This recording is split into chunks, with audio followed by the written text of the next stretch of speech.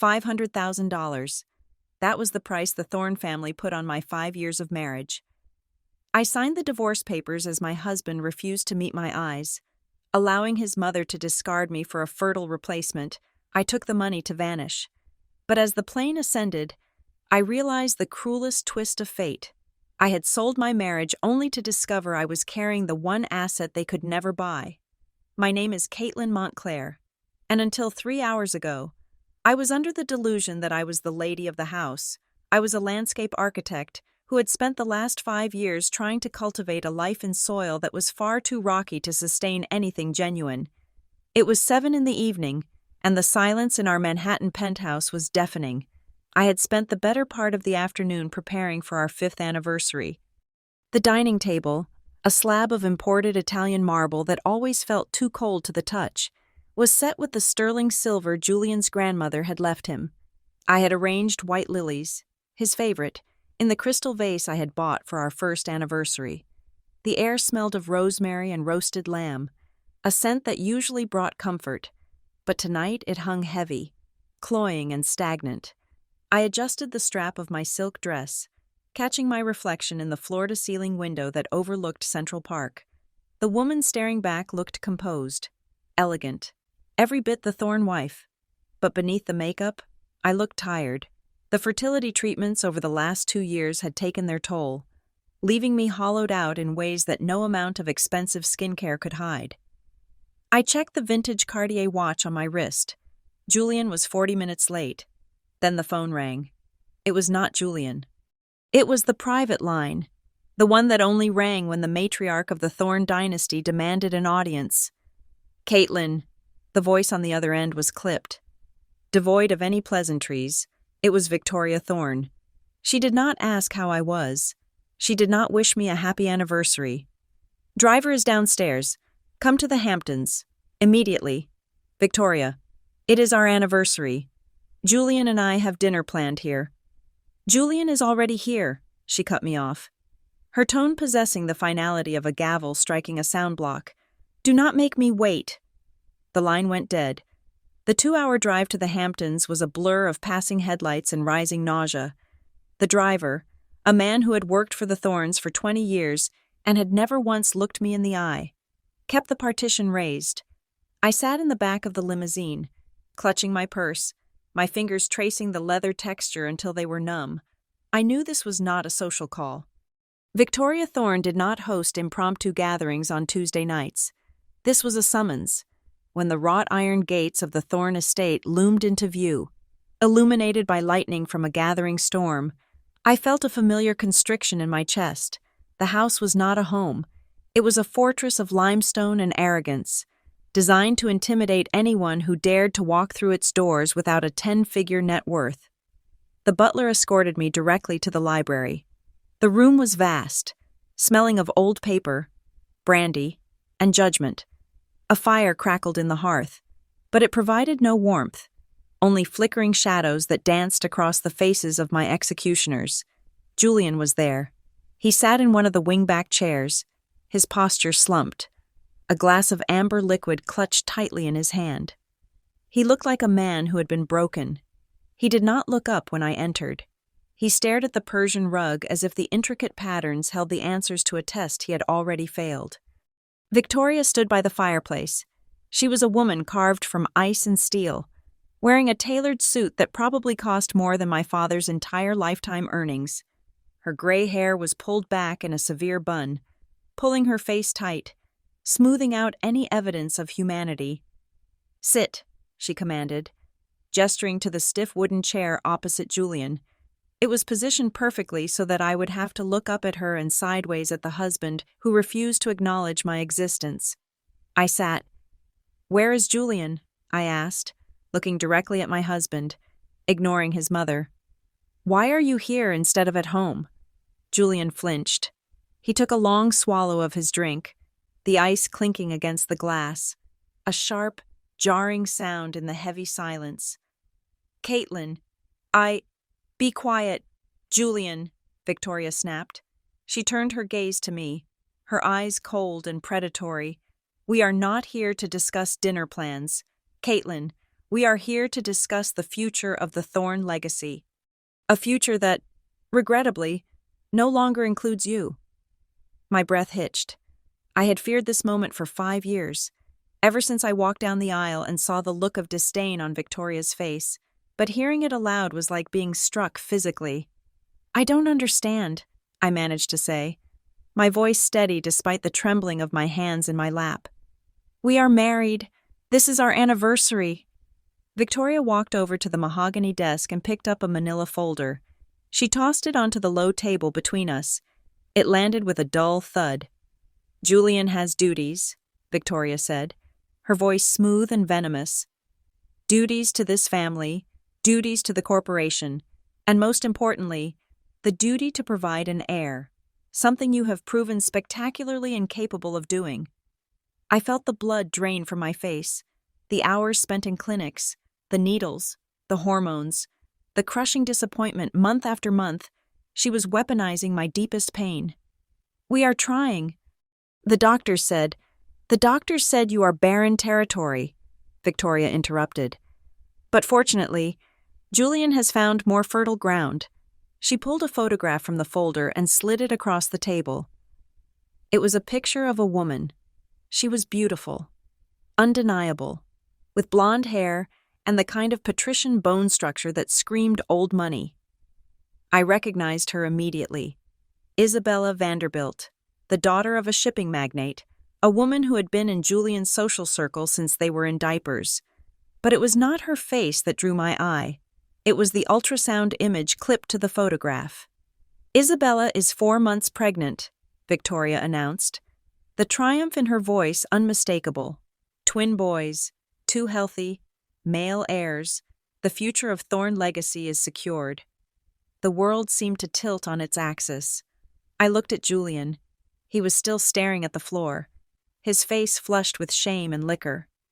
"Julian," I whispered, "is this true?" He finally looked at me. His eyes were watery, rimmed with red. "I'm sorry, Caitlin," he mumbled, his voice thick. "It just happened. We were at the gala in D.C. You weren't there.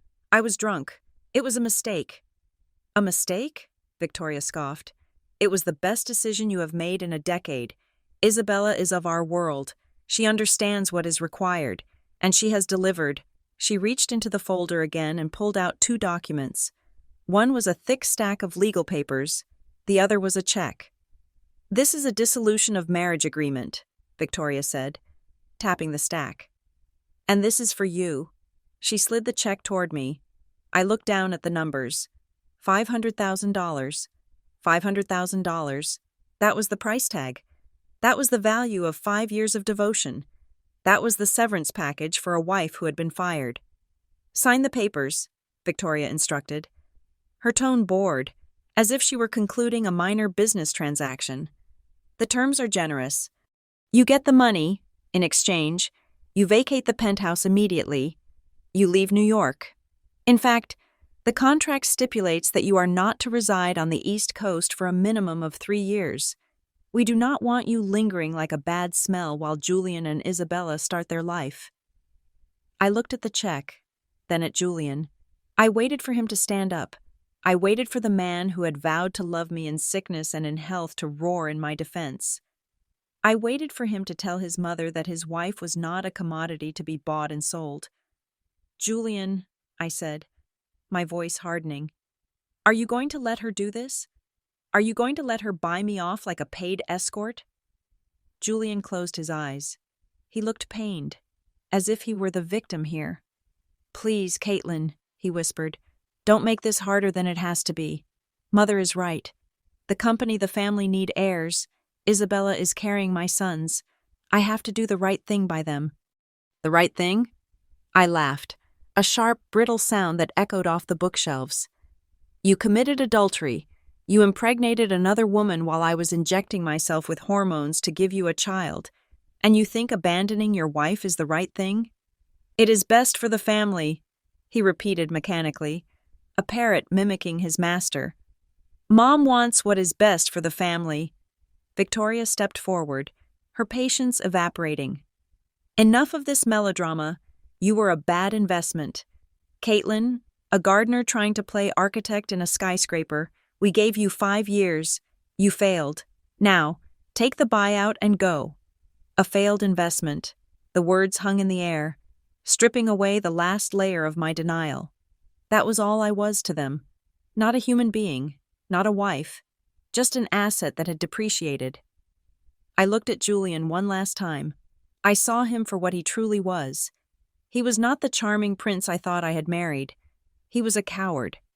A man-child tethered to his mother's purse strings, incapable of a single original thought or spine-tingling act of bravery. He was not worth fighting for. Something inside me snapped. It was the sound of my heart breaking. Yes, but it was also the sound of shackles falling away. I reached out and took the Mont Blanc pen that sat on the desk. The metal was cold against my fingers. My hand did not shake. I would not give them the satisfaction of seeing me tremble. "Fine," I said. My voice was unrecognizable to my own ears, flat, dead, and utterly calm. "I will sign." I pulled the papers toward me.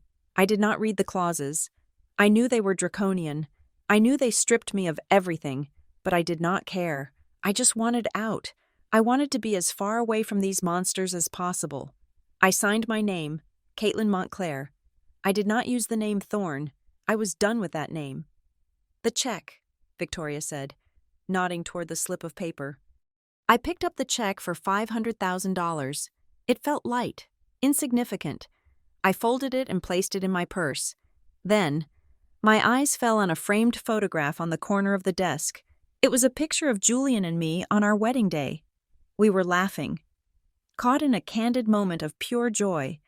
It seemed like it belonged to a different lifetime, a different species. I picked up the frame. Julian flinched, perhaps thinking I was going to throw it at him. Instead, I opened the back, slid the photo out, and held it up.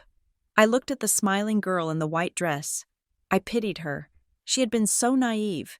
With a swift, deliberate motion, I tore the photograph in half. I tore right down the middle, separating our joined hands. I dropped the half with Julian's face onto the desk in front of him. I crumpled the half with my face and shoved it into my pocket. "You are right, Victoria," I said, standing up and smoothing my skirt. "It was a failed investment, but not for you. For me, I wasted 5 years on a man who does not exist." I turned my back on them. I did not wait for a dismissal. I walked to the heavy oak doors. "Remember the conditions, Caitlin," Victoria called out behind me, her voice ringing with victory. 3 years, no East Coast. I did not answer. I pushed the doors open and walked out into the main hall. The butler was nowhere to be seen. I opened the front door myself. The storm had broken. Rain was coming down in sheets, a torrential downpour that blurred the lights of the driveway. I did not have an umbrella. I did not have a car. The limousine had likely been dismissed. I stepped out into the rain. The water soaked through my silk dress in seconds, chilling me to the bone. But strangely, it felt cleansing. It felt real. I began to walk down the long, winding driveway toward the gate. I clutched my purse against my chest, feeling the sharp edge of the check through the leather. $500,000. The price of my freedom, the price of my exile. I walked into the darkness, leaving the lights of the Thorne mansion behind me. I thought this was the end. I thought I had lost everything. I thought the nausea churning in my stomach was just grief and disgust. I had no idea that as I walked away from my past, I was carrying the only future that mattered. I had no idea that the real story was just beginning. The week following my departure from the Thorne estate passed in a fugue state, a blur of gray hours and mechanical motions that felt less like living and more like dismantling a museum exhibit. I had 7 days to vacate the penthouse, 7 days to erase Caitlin Thorne and resurrect the woman I used to be. The contract I had signed with the Mont Blanc pen was clear. I was to take my personal effects and leave the furniture, the art, and the life behind. I moved through the rooms of the apartment like a burglar in my own home. I packed only what I had brought into the marriage, which fit into 2 suitcases. The rest? The designer gowns Julian liked me to wear. The furs I secretly hated. The jewelry that felt heavy with obligation. I treated differently. I did not leave them for Isabella. I was not that noble. Instead, I took every piece of jewelry Julian had given me over the last 5 years. The diamond tennis bracelet from our first anniversary. The sapphire earrings from the Christmas I spent crying in the bathroom because my period had started. The emerald necklace from the night he forgot my birthday and tried to buy his way out of the doghouse. I took them all. I spent 3 days traversing the city, visiting high-end consignment shops and discreet pawnbrokers in Queens where nobody would ask why the wife of a real estate mogul was liquidating her assets. I sold the Birkin bags. I sold the Louboutins. I sold the promise of a life of luxury. When I held the stacks of cash in my hands, gritty and real, I felt a strange sense of satisfaction. The check for $500,000 was deposited in a new, secure account, but this cash felt different. It was my severance pay. It was my war chest. But as I moved through the city, my body began to rebel. It started on the 3rd morning. I woke up with the room spinning gently, a soft tilt to the axis of the world that forced me to grip the edge of the mattress. I sat there, breathing through my nose, waiting for the vertigo to pass. I attributed it to the stress. I had not been sleeping. I had been surviving on crackers and adrenaline. My stomach churned constantly, a low-level nausea that made the thought of food repulsive. "Just get through this," I whispered to the empty room. "It is just grief. It is just shock." I told myself that my physical weakness was a manifestation of my emotional collapse. I was mourning a marriage, even if it had been a sham. My body was simply purging the toxins of 5 years of suppression. By the 5th day, I had severed every digital tether I had to the world. I sat on the floor of the empty living room with my laptop. I deactivated my Instagram, where thousands of strangers followed the curated life of Mrs. Julian Thorne. I deleted my LinkedIn. I deleted my email accounts. I went through my contacts list on my phone, scrolling past names of socialites, party planners, and fake friends who only liked me because of who my husband was. I blocked them all. I hesitated when I reached the names of my college friends, people I had drifted away from because Victoria Thorne did not think they were suitable company. I wanted to call them. I wanted to cry to someone, but the contract was explicit. I had to disappear. If I reached out, I risked exposing my location. I risked the Thorne legal team coming after me for breach of contract. So, with a heavy heart, I deleted their numbers too. I was voluntarily entering witness protection, hiding from a crime I did not commit. I chose Seattle. It was a decision born of instinct rather than logic. New York was concrete and ambition. The Hamptons were dunes and old money. I needed the opposite. I needed rain. I needed a place where the sky wept as much as I wanted to. I needed a city on the other side of the continent, 3,000 miles away from the toxicity of the East Coast. Seattle was green, brooding, and indifferent to social standing. It was the perfect place to be a ghost. On my final afternoon in the penthouse, the phone buzzed against the marble countertop. I stared at the screen. Julian. My heart hammered against my ribs. Why was he calling? Was it regret?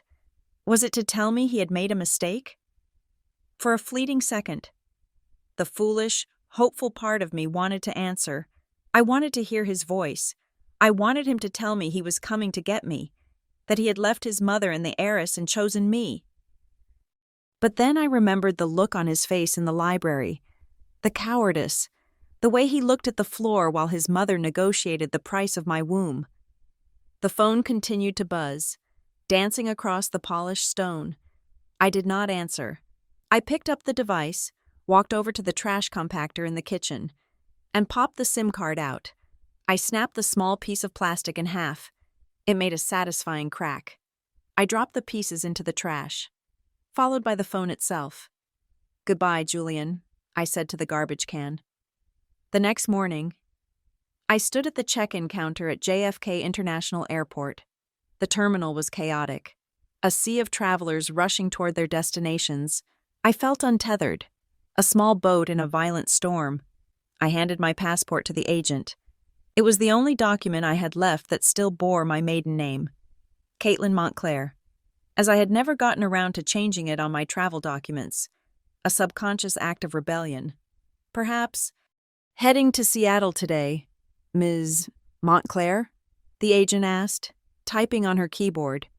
One way, I replied. My voice sounded hollow.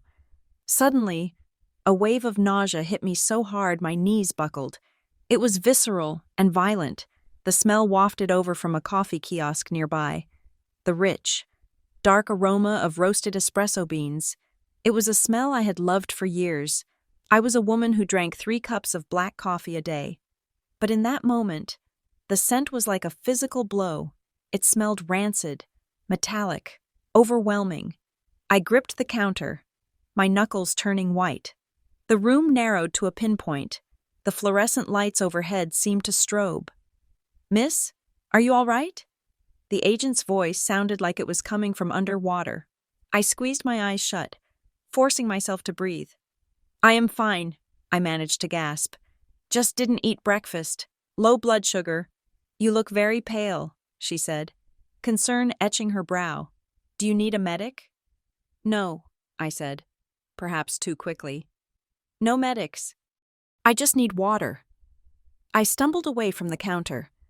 Finding the nearest bathroom, I splashed cold water on my face, staring at the reflection in the mirror. Dark circles bruised the skin under my eyes. My skin looked translucent. I looked like a woman on the edge of a breakdown. Pull it together. Caitlin, I hissed at my reflection. You are not sick. You are stressed. Get on the plane. The flight was 6 hours of purgatory. I sat in a window seat, pressing my forehead against the cold glass as New York City shrank beneath me. I watched the grid of Manhattan dissolve into a patchwork of gray and brown, then disappear under a blanket of clouds. As the miles accumulated between me and my past, the adrenaline began to fade, replaced by a clarity that was both terrifying and liberating. I closed my eyes and allowed myself to replay the last 5 years. Without the filter of love and hope, the memories looked different. I remembered the times Julian would subtly critique my outfits before we went out, suggesting I change into something more appropriate. I had thought he was helping me fit in. Now, I saw it was control. I remembered how he would dismiss my feelings when I was upset about his mother's cruelty, telling me I was being too sensitive or imagining things. I had thought I was emotionally unstable. Now, I realized I had been gaslit. I remembered the fertility treatments, the way he would sigh when the tests came back negative, as if I had failed a simple exam on purpose. He never held my hand during the injections. He never sat with me in the waiting rooms. He was always busy with the merger, always securing our future. I realized with a jolt that nearly made me sick again that I had not just lost a husband. I had escaped a captor. I had been a bird in a gilded cage, singing for my supper, unaware that the door was locked from the outside. The nausea that rolled in my stomach wasn't just stress. It was the physical rejection of the lies I had swallowed for half a decade. When the pilot announced our descent into Seattle, the view outside the window had changed. Gone were the skyscrapers and the manic energy of the east. Below me lay a landscape of deep greens and slate grays, water cutting through land and jagged inlets. Rain streaked the window pane, distorting the lights of the city below into impressionistic smears. I landed. I retrieved my 2 suitcases. I walked out into the cool, damp air of the Pacific Northwest. It smelled of pine needles and wet pavement. It smelled clean. I took a cab to the address I had secured online 2 days prior. It was a small apartment complex in a neighborhood called Fremont. The building was older, brick, with ivy climbing the walls. It was nothing like the glass and steel towers of Manhattan. My apartment was on the 2nd floor. It was a studio, 1 room. I unlocked the door and stepped inside. The space was small. The floors were laminate wood that creaked slightly under my weight.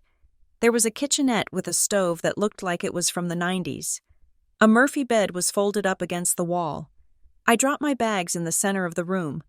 The silence here was different from the silence in the penthouse. It wasn't the silence of a mausoleum. It was the silence of a blank page. I walked to the window and looked out. The street below was quiet. A few people walked by with umbrellas. No limousines, no paparazzi, no Victoria Thorne. I was 3,000 miles away. I was safe. But as I stood there, shivering slightly in the damp air, the loneliness crashed over me. I was 32 years old. I was divorced. I was alone in a city where I knew no one. I had no job. I had no title. The enormity of starting over felt like a mountain I had to climb without ropes. And then, the wave of nausea returned, stronger than before. I rushed to the tiny bathroom, barely making it to the toilet before my empty stomach convulsed. I retched until my throat burned, tears streaming down my face. I sat back on the cold tile floor, wiping my mouth with the back of my hand. I was trembling. "Just stress," I whispered again, rocking myself back and forth. "It is just stress. Tomorrow will be better." I did not know it then, huddled on the bathroom floor of a stranger's apartment, but the signs were there. My body was trying to tell me what my mind refused to accept. I had run away to be alone, to heal, to find myself. But I was not alone, and the journey I thought had ended with the signing of those papers was actually just the prologue to a much bigger fight. 3 days after landing in Seattle, I decided that I could not live on tap water and the stale crackers I had packed in my suitcase. My new apartment, a shoebox in Fremont that smelled faintly of damp wool and previous tenants, was devoid of anything resembling a home. I needed cleaning supplies to scrub the grime from the baseboards, and I needed food that wasn't beige. I walked to a local grocery store 4 blocks away. The rain had paused, leaving the city in a state of dripping, gray suspension. I pushed a shopping cart with a squeaky wheel down the aisles, tossing items in with a strange detachment: a bottle of bleach, a scrubbing brush, a bag of apples, a loaf of sourdough bread. I was building a life from scratch, item by generic item. I reached the dairy section, reaching for a carton of milk, when the world suddenly lurched. It wasn't the gentle spin of the previous days. This was a violent upheaval, as if the floor had been yanked out from under my feet. The fluorescent lights overhead flared into blinding white supernovas. The hum of the refrigerator units deepened into a roar. I dropped the milk. The carton exploded on the linoleum, a white splatter that looked shockingly like paint. I tried to apologize, to say, "I am sorry," but my tongue felt heavy, swollen in my mouth. My knees hit the wet floor, soaking my jeans in cold milk. Then, darkness swallowed me whole. When I opened my eyes, I was not in the supermarket. I was lying on a paper-covered exam table in a room painted a soothing, sterile blue. The air smelled of antiseptic and latex. A heart monitor beeped a steady, rhythmic cadence somewhere to my left. "Easy now," a voice said. I turned my head. A man in a white coat was sitting on a stool next to me. He was older, with kindly wrinkles around his eyes and a stethoscope draped around his neck like a comfortable scarf. "Where am I?" I croaked. My throat was dry. "You are at the urgent care clinic down the street from the market," he said gently. "The manager brought you in. You took quite a fall. I am Dr. Liu." Panic flared in my chest. A clinic, records, paper trails. "I need to go," I said, trying to sit up. "I do not have insurance. I cannot pay." "Lie down, doctor," Liu ordered, firm but kind. He placed a hand on my shoulder, pushing me back against the crinkling paper. "We can discuss payment later. You were dehydrated, and your blood pressure dropped significantly. We ran some rapid blood work while you were out to check your glucose levels."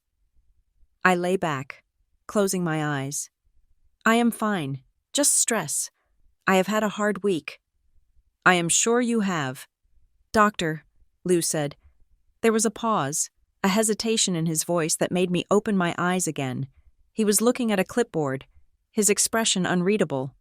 "However, stress isn't the only reason you fainted, miss." He looked at his chart. "You didn't have an ID on you." "Smith?" I lied instinctively. "Kate Smith." "Well, Ms. Smith," he said, putting the clipboard down. "Your blood work came back with some interesting markers. Specifically, Your HCG levels. I frowned.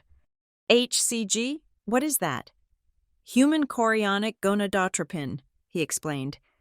It is a hormone produced by the placenta after implantation. The room went silent. The beeping of the monitor seemed to slow down, synchronizing with the sudden, terrified thudding of my heart. I knew that word. I knew that hormone. I had spent 5 years praying for it, injecting myself with synthetics to mimic it, crying when tests showed zero trace of it. I don't understand, I whispered. I was told I couldn't. I was diagnosed with unexplained infertility. My husband and I tried for 5 years. Doctor, Liu smiled softly. Medicine is not an exact science, Ms. Smith, and bodies have a way of defying expectations. According to your levels and the quick ultrasound we did to rule out internal bleeding from the fall. You are not sick, he leaned in, his voice dropping to a whisper, as if sharing a secret. You are pregnant, approximately 7 weeks. The words hit me with the force of a physical blow. I stopped breathing. The air left the room. 7 weeks. My mind raced backward, tearing through the calendar of my trauma. 7 weeks ago, that would place the conception date in early December. I remembered that night. It was the night of the charity gala for the Metropolitan Museum. Julian had come home late, flushed with victory from closing a deal, or perhaps flushed with wine, for months. Our bedroom had been a cold, dead place, a battleground of scheduled intimacy and clinical attempts at procreation. But that night, he had been different. He had been the Julian I fell in love with. He had pulled me into his arms, whispering that he missed me, that he wanted to forget the doctors and the pressure.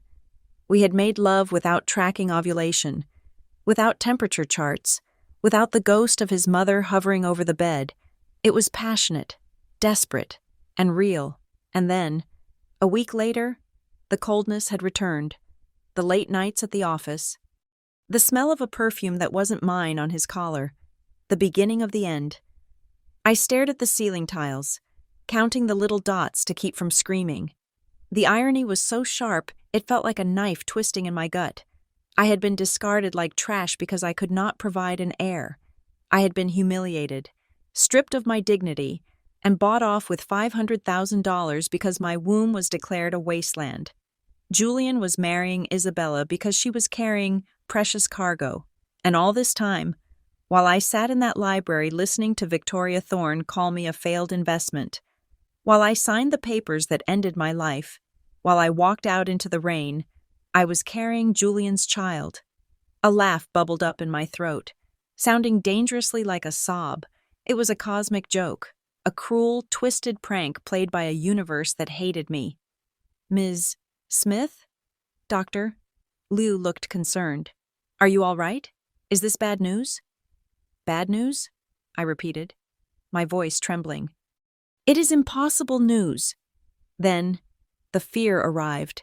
It washed over me like ice water, instantly sobering. I sat up, clutching the edges of the exam table. The Thornes. If they knew, oh God. If they knew. Victoria Thorne was obsessed with the bloodline. She treated children not as human beings, but as corporate assets, extensions of the brand. She had discarded me because I was empty.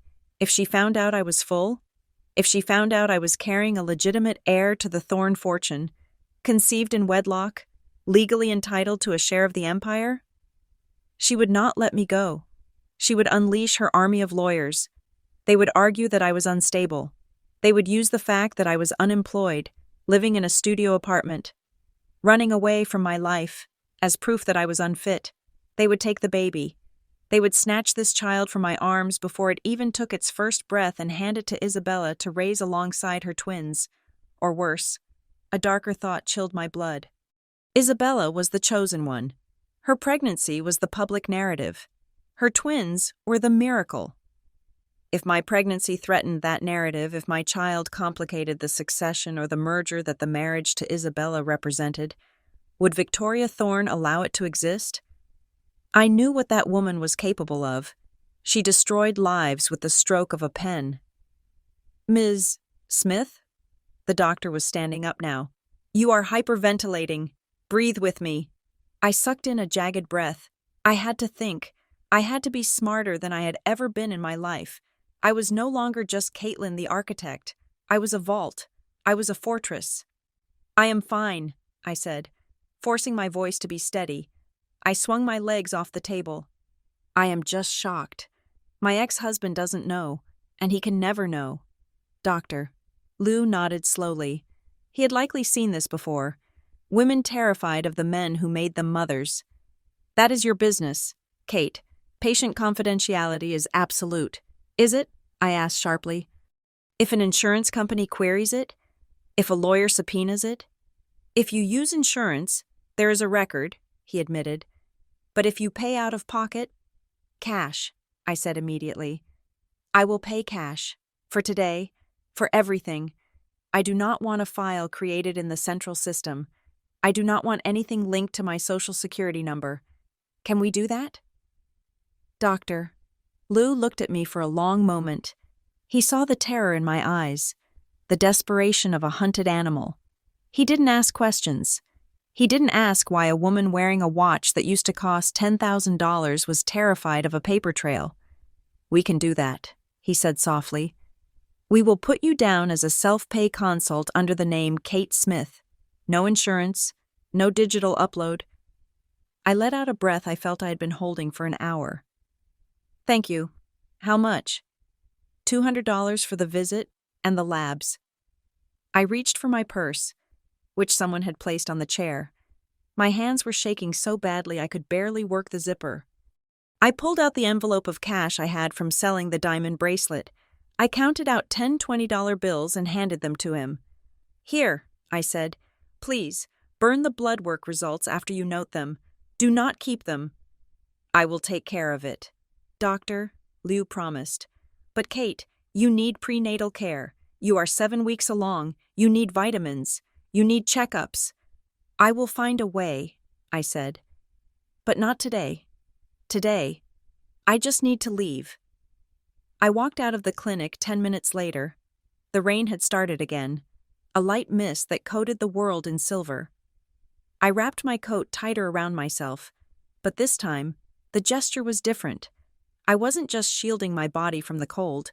I was shielding my midsection. I walked the 4 blocks back to my apartment with my hand pressed flat against my stomach.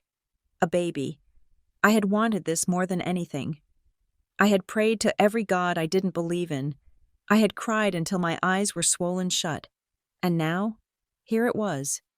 But it hadn't come as a blessing in a marriage. It had come as a contraband in a war. I unlocked the door to my apartment and locked it behind me. Throwing the deadbolt, I checked the window to make sure the blinds were drawn. Paranoia was setting in, swift and deep. I walked into the bathroom and turned on the light. I looked at myself in the mirror. The face staring back was pale, gaunt, with dark circles and wet hair matted to her forehead. I looked like a wreck. I looked like a victim. I lifted my shirt. My stomach was flat. There was no bump, no sign of the life that was rapidly dividing and multiplying inside me. But I knew it was there. I felt a strange, phantom warmth radiating from my core. You and me, I whispered to the reflection. I thought about Julian. I thought about how he would never know the shape of his child's nose or the color of her eyes. He had forfeited that right when he chose his mother's ambition over his wife's dignity. I thought about Victoria, the woman who called me a failed investment. You did not fail, I said to the mirror, my voice gaining strength. You got exactly what you wanted, an heir, but you are never going to see it. A fierce, primal heat ignited in my chest, burning away the lingering nausea. It was a feeling I had never experienced before. It was violent and protective. It was the death of the old Caitlin, the people-pleaser, the obedient wife. I placed both hands over my womb, feeling the heat seep into my palms. I will not let them touch you, I vowed. I will change my name. I will dye my hair. I will scrub toilets for a living if I have to. But you are mine. You are the only thing in this world that is truly mine. I realized then that the $500,000 was not a settlement. It was a war chest. It was the means to build a fortress around this tiny, invisible speck of life. I went to the kitchen and threw the bleach I had bought into the trash. The smell was too dangerous. I washed the apple I had bought, scrubbing it until it squeaked. I took a bite. It was sour, crisp, and real. I ate, not because I was hungry, but because I was feeding an army of two. The fear was still there, lurking in the corners of the room like a shadow. I knew the Thorne family. I knew their reach. I knew that if I made one mistake, one slip-up, they would descend on me like vultures. But as I chewed the apple, looking out at the rainy Seattle skyline, I felt something else rising alongside the fear. I wasn't just running away anymore. I was running for something. The game had changed. They thought they had checkmated me. They thought they had cleared the board, but they didn't know I still had the most powerful piece in play. And I would burn the whole board down before I let them take it. The first step in building a fortress is not laying the foundation, but camouflaging the site. I knew that if I wanted to survive the next 7 months without the Thorne family descend upon me like a pack of wolves, I needed to become invisible in plain sight. I needed to be so mundane, so remarkably average, that no private investigator scanning tax records or employment databases would look twice. I updated my resume. I stripped away the prestigious internships in Paris and the awards from the New York Botanical Garden. I deleted the references to the high-profile penthouses I had designed in Manhattan. I deconstructed my professional identity until I was just Caitlin Montclair, a competent landscape architect with a gap in her employment history and a desire for a quiet life. I found Greenscape on a rainy Tuesday. It was a small firm tucked away in a converted warehouse in Fremont, sandwiched between a bakery and a bicycle repair shop. The owner, a bearded man named Tom who wore flannel shirts unironically, looked at my portfolio with genuine interest. "This is good work," he said, tapping a sketch of a drought-resistant garden I had designed for a hypothetical client. "But it is a bit polished for us. We do a lot of muddy work here, retaining walls, native restoration. It is not glamorous." "I am not looking for glamour," I told him, and for the first time in years, I meant it. I want to get my hands dirty. I want to build things that last. He hired me on the spot. The pay was $45,000 a year. It was less than I used to spend on charity galas in a single season, but when I received my first paycheck 2 weeks later, a direct deposit into my secret account, I felt a surge of pride that no black card had ever given me. I lived off that $45,000. I budgeted every dollar for rent, groceries, and prenatal vitamins. The check for $500,000 remained untouched in a high-yield savings account. That money was not for me. It was my war chest. It was the break glass in case of emergency fund. It was the college tuition, the legal defense fund, the escape hatch. I would not spend a penny of it unless the walls were breaching. As the weeks turned into months, my body began to change. The nausea faded, replaced by a ravenous hunger and an exhaustion that settled deep in my bones. By month 4, my jeans would not button. I became a master of optical illusions. I traded my tailored blazers for oversized knitted sweaters and flowing tunics. Blending in perfectly with the Pacific Northwest aesthetic, I told Tom that I focused better in the mornings at home, negotiating a schedule where I only came into the office 2 afternoons a week. When I was there, I sat behind my drafting table, using large blueprints to shield my midsection. "You are working too hard, Caitlin," Tom would say, seeing the dark circles under my eyes. "Go home. The ferns will still be there tomorrow." He had no idea that I wasn't just designing gardens. I was designing a future. My world expanded slightly when I met Sarah. She lived in the apartment across the hall, a chaotic whirlwind of a woman with paint-stained overalls and a 3-year-old son named Leo, who possessed the energy of a nuclear reactor. We met in the communal laundry room while I was struggling to fold a fitted sheet and hold back tears because my hormones were raging. Sarah took the sheet from my hands, folded it into a perfect square in 3 seconds, and handed it back. "First time?" she asked, nodding at my stomach. I froze. I was wearing a hoodie 3 sizes too big. "How did you know?" "Honey," she laughed, a warm, raspy sound. "I have been there. You are holding your lower back like you are carrying a bowling ball. And you were smelling the fabric softener like it was fine wine. You are pregnant. I should have denied it. I should have retreated.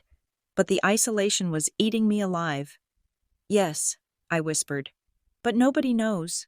I mean, nobody here. Run away? She asked. She didn't say it with judgment. She said it like she was asking if I preferred coffee or tea. Something like that. Sarah became my lifeline. She was a single mother who had left a toxic boyfriend in Chicago and driven west until she ran out of gas. She taught me things that no book could. She showed me how to apply for state health insurance for the baby under a pseudonym, though I insisted on paying cash for my own appointments to avoid the digital trail. She brought me ginger tea when the morning sickness returned. She taught me that a crib was optional, but a good carrier was essential. You do not need a partner to raise a king, she told me one night as we sat on her fire escape, watching the rain. You just need a spine of steel and a lot of caffeine. Well, decaf for now. While I was building this quiet, humble life, the world outside continued to spin. The Thorne machine was in full gear. I saw the news in a grocery store checkout line. It was unavoidable. The cover of a glossy tabloid screamed the headline in bold yellow letters. The billion-dollar merger. Julian Thorne weds Isabella Vanderbilt in Hampton's fairy tale. I picked up the magazine. My hands did not shake. There they were. Julian, looking handsome in his tuxedo, but with a tightness around his eyes that I recognized. It was the look of a man who was performing, not living, and Isabella, radiant in a custom lace gown, her hand resting protectively over her twin bump. They looked like royalty. They looked perfect. The article described the ceremony in breathless detail. The 6-tier cake, the imported orchids. The guest list included senators and movie stars. It mentioned the tragic but amicable divorce from his first wife, briefly noting that I had moved on to pursue private interests. Private interests, that was what they called my exile. I expected to feel pain. I expected to feel jealousy. But as I looked at Julian's forced smile, I only felt a profound, heavy pity. He was trapped. He had traded a woman who loved him for a woman who suited his portfolio. He was entering a prison of his own making, while I, standing in a checkout line buying discount diapers and yogurt, was the one who was truly free. "You okay, miss?" the cashier asked, noticing I had been staring at the magazine for a long time. "I am fine," I said, putting the magazine back on the rack. "Just reading the comics." But the peace I had cultivated was fragile. It happened on a Tuesday night in my 5th month. I was coming home late from a site visit, carrying a roll of blueprints. The streetlights in Fremont were dim, casting long, stretching shadows against the brick buildings. As I turned the corner toward my apartment complex, I saw a car parked across the street. It was a black sedan, clean, late model. It looked out of place among the battered Subarus and vintage Volvos that usually lined the block. I slowed down, my heart beginning to hammer a warning rhythm against my ribs. There was a man sitting in the driver's seat. The interior light was off, but the glow of a cigarette tip illuminated his face briefly. He was looking at the entrance to my building. He wasn't looking at his phone. He wasn't waiting for a date. He was watching. I ducked into the shadow of a doorway, pressing myself against the cold brick. Paranoia? Maybe. But Victoria Thorne did not leave loose ends. She had made me sign a contract. She would want to ensure I was adhering to the terms. If she had hired a private investigator to do a sweep, to check if I was truly out of the picture. The man turned his head. He seemed to be scanning the windows of the 2nd floor. My floor. I didn't wait to see if he got out. I didn't wait to see if he had a camera. The instinct that had woken up in Dr. Liu's clinic took over. I slipped through the back alley, entering my building through the fire door that Sarah had shown me how to shimmy open. I ran up the stairs, bypassing the elevator. I burst into my apartment, my breath coming in short, terrified gasps. "We have to go," I whispered to the empty room. "We have to go now." I did not pack everything. There was no time. I threw clothes into garbage bags. I grabbed my laptop, my documents. And the cash I kept in a hollowed-out book. I left the furniture. I left the half-eaten dinner on the table. I knocked on Sarah's door. She opened it, wearing a face mask and holding a glass of wine. "Caitlin, what is wrong? You look like you have seen a ghost." "I think someone is watching the building," I said, my voice shaking. "I cannot stay. I cannot risk it." Sarah didn't ask questions. She didn't tell me I was crazy. She looked at my eyes, saw the primal fear there, and nodded. "Take my car," she said. "It is the beat-up Honda in Spot 4B. I will report it stolen in 2 days. That gives you 48 hours. I cannot take your car." "Sarah, take it," she insisted, pressing the keys into my hand. "You are not just saving yourself. You are saving the little one. Go." I hugged her, a fierce, desperate embrace. "Thank you." I drove out of Seattle that night, heading north. I didn't stop until I reached a town called Everett. 30 miles away, it was a blue-collar town, gritty and industrial, far removed from the artisanal coffee shops of Fremont. I found a rental listing on Craigslist for a small detached house on the edge of town, near the woods. The landlord was an old man who wanted cash and didn't care about credit checks. I paid him 3 months' rent up front with the bills from my envelope. The house was drafty, the carpet was stained, but it was isolated. It was at the end of a gravel road, hidden by towering pine trees. I spent the next week turning it into a bunker. I bought blackout curtains. I installed a security camera I bought from a hardware store. I parked Sarah's car in the shed and covered it with a tarp. But physical security wasn't enough. I needed legal armor. I found a lawyer in the Yellow Pages. Her name was Elena Rosales. Her office was in a strip mall, sandwiched between a nail salon and a tax preparation service.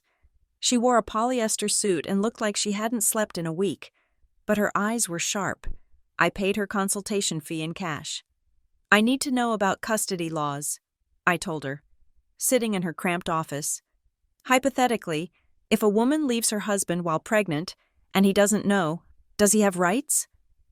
Elena leaned back in her chair, tapping a pen against her chin. "Washington is a no-fault divorce state, but custody is based on the best interests of the child. If the father is on the birth certificate, he has rights. If he is not well, he has to prove paternity first." "And if the father has unlimited resources?" I asked.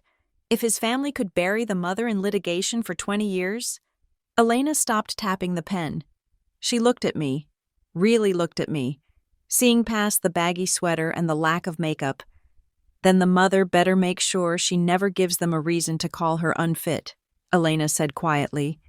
"She needs to be a saint. No drugs, no criminal record, a stable home, a job. If they come for you, they will try to paint you as unstable. Your best defense is a boring life." "I can be boring," I said. "I can be the most boring person on earth." "Good," Elena said. "And one more thing. If you are truly afraid, draft a will, name a guardian, because if something happens to you, and there is no designated guardian, the state looks for the next of kin. And if the father finds out, then—" She didn't have to finish the sentence. I walked out of her office into the gray drizzle of Everett. I drove back to my hidden house at the end of the gravel road. I sat at the kitchen table that night, listening to the wind howl through the pines. I placed my hand on my stomach. The baby kicked, a flutter at first, then a distinct, strong thump.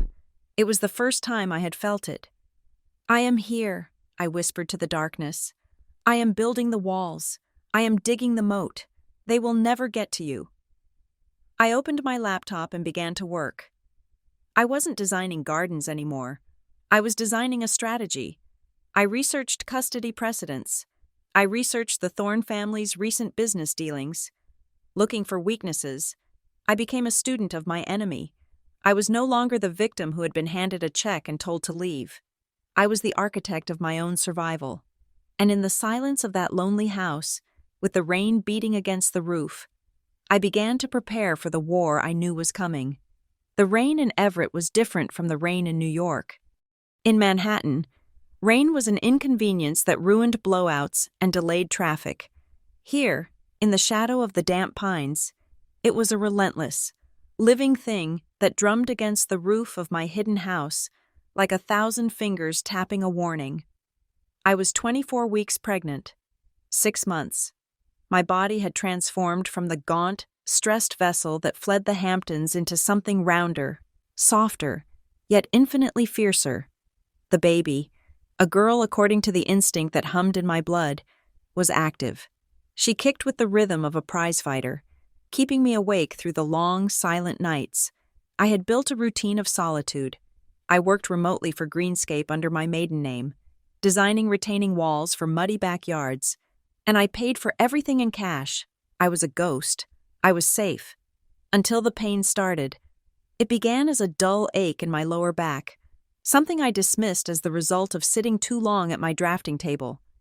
But by midnight on a Tuesday, the ache had sharpened into a rhythmic tightening that stole my breath. I lay on the second-hand mattress, gripping the sheets, counting the seconds between the waves. 10 minutes, 8 minutes, 6 minutes. Panic, cold and sharp, pierced through the fog of pain. It was too soon. I was barely at the edge of viability. If she came now, in this drafty house at the end of a gravel road, she would not survive. The instinct to protect her overrode the instinct to hide. I drove myself to the nearest major hospital in Seattle, 40 minutes away. I did not take Sarah's car. I had returned it weeks ago to avoid suspicion. I took the bus for the first leg and then hailed a cab, doubling over in the back seat as the contractions seized my abdomen. The emergency room was a chaotic sea of fluorescent lights and beeping machinery. I stumbled to the intake desk, clutching my stomach. "Name?" the receptionist asked, her eyes tired, her fingers hovering over a keyboard. "Kate Smith," I gasped, giving the alias I had used at the clinic. "I think I am in labor. It is too early. Social Security number?" I hesitated. This was the trap. If I gave it, the system might flag me. But if I didn't, they could deny me immediate entry to the labor ward. Or worse, call the police for a Jane Doe situation. The pain ripped through me again.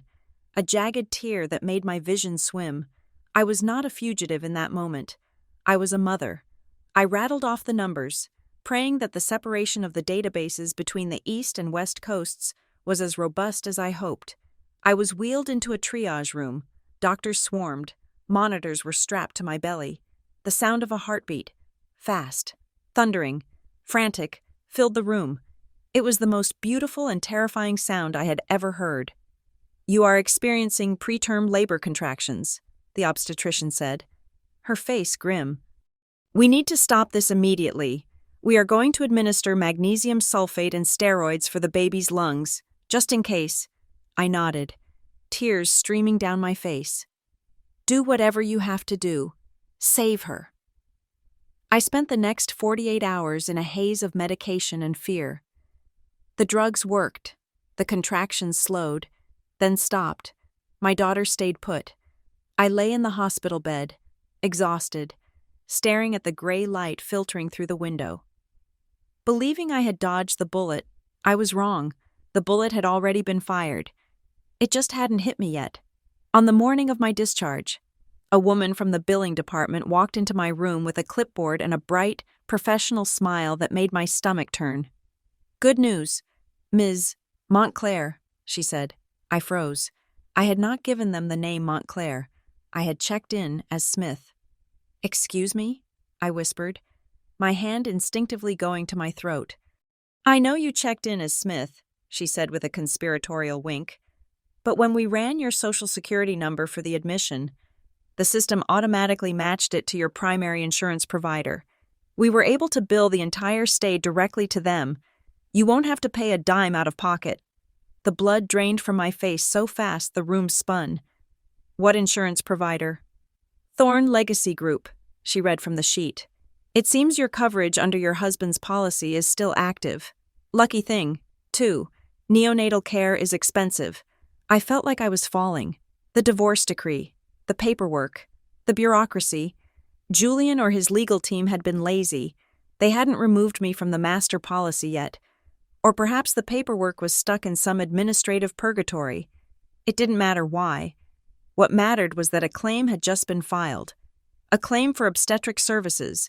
A claim for preterm labor. A claim originating from Seattle General Hospital. At that exact moment, 3,000 miles away in a glass tower in Manhattan, a notification would be landing on the desk of the Human Resources Director of Thorne Legacy. And because Victoria Thorne micromanaged every cent of the family empire, that notification would be on her iPad within the hour. "I need to leave," I said, ripping the IV tape from my hand. "I need to check out now." "Ms. Montclair, please." The billing woman looked alarmed. "The doctor hasn't signed your release." "I am leaving against medical advice," I snapped, swinging my legs over the side of the bed. My head swam. But the adrenaline of the hunted was a powerful drug.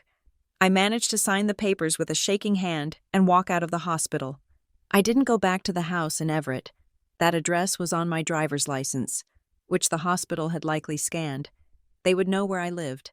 I hailed a cab and gave the driver the address of a motel near the airport. I needed to think. I needed to run. I was sitting on the edge of the motel bed, counting the cash in my purse, less than $400, when my phone rang. It was a burner phone I had bought at a convenience store. Only Sarah and my boss knew the number, but when I looked at the screen, the caller ID didn't show a name. It showed a number I had memorized a lifetime ago. The private line of the Thorne estate. They had found my number. How? The hospital records. I must have listed it as my contact number in my delirium. My thumb hovered over the decline button, but I knew it was useless. If I didn't answer, they would keep coming. They knew where I was. Silence was no longer a shield. I pressed answer and held the phone to my ear. I did not say hello. For a long moment, there was only the sound of static. Then, a voice cut through the silence like a scalpel. "Did you really think you could hide Thorne blood? Caitlin?" Victoria Thorne's voice was unchanged.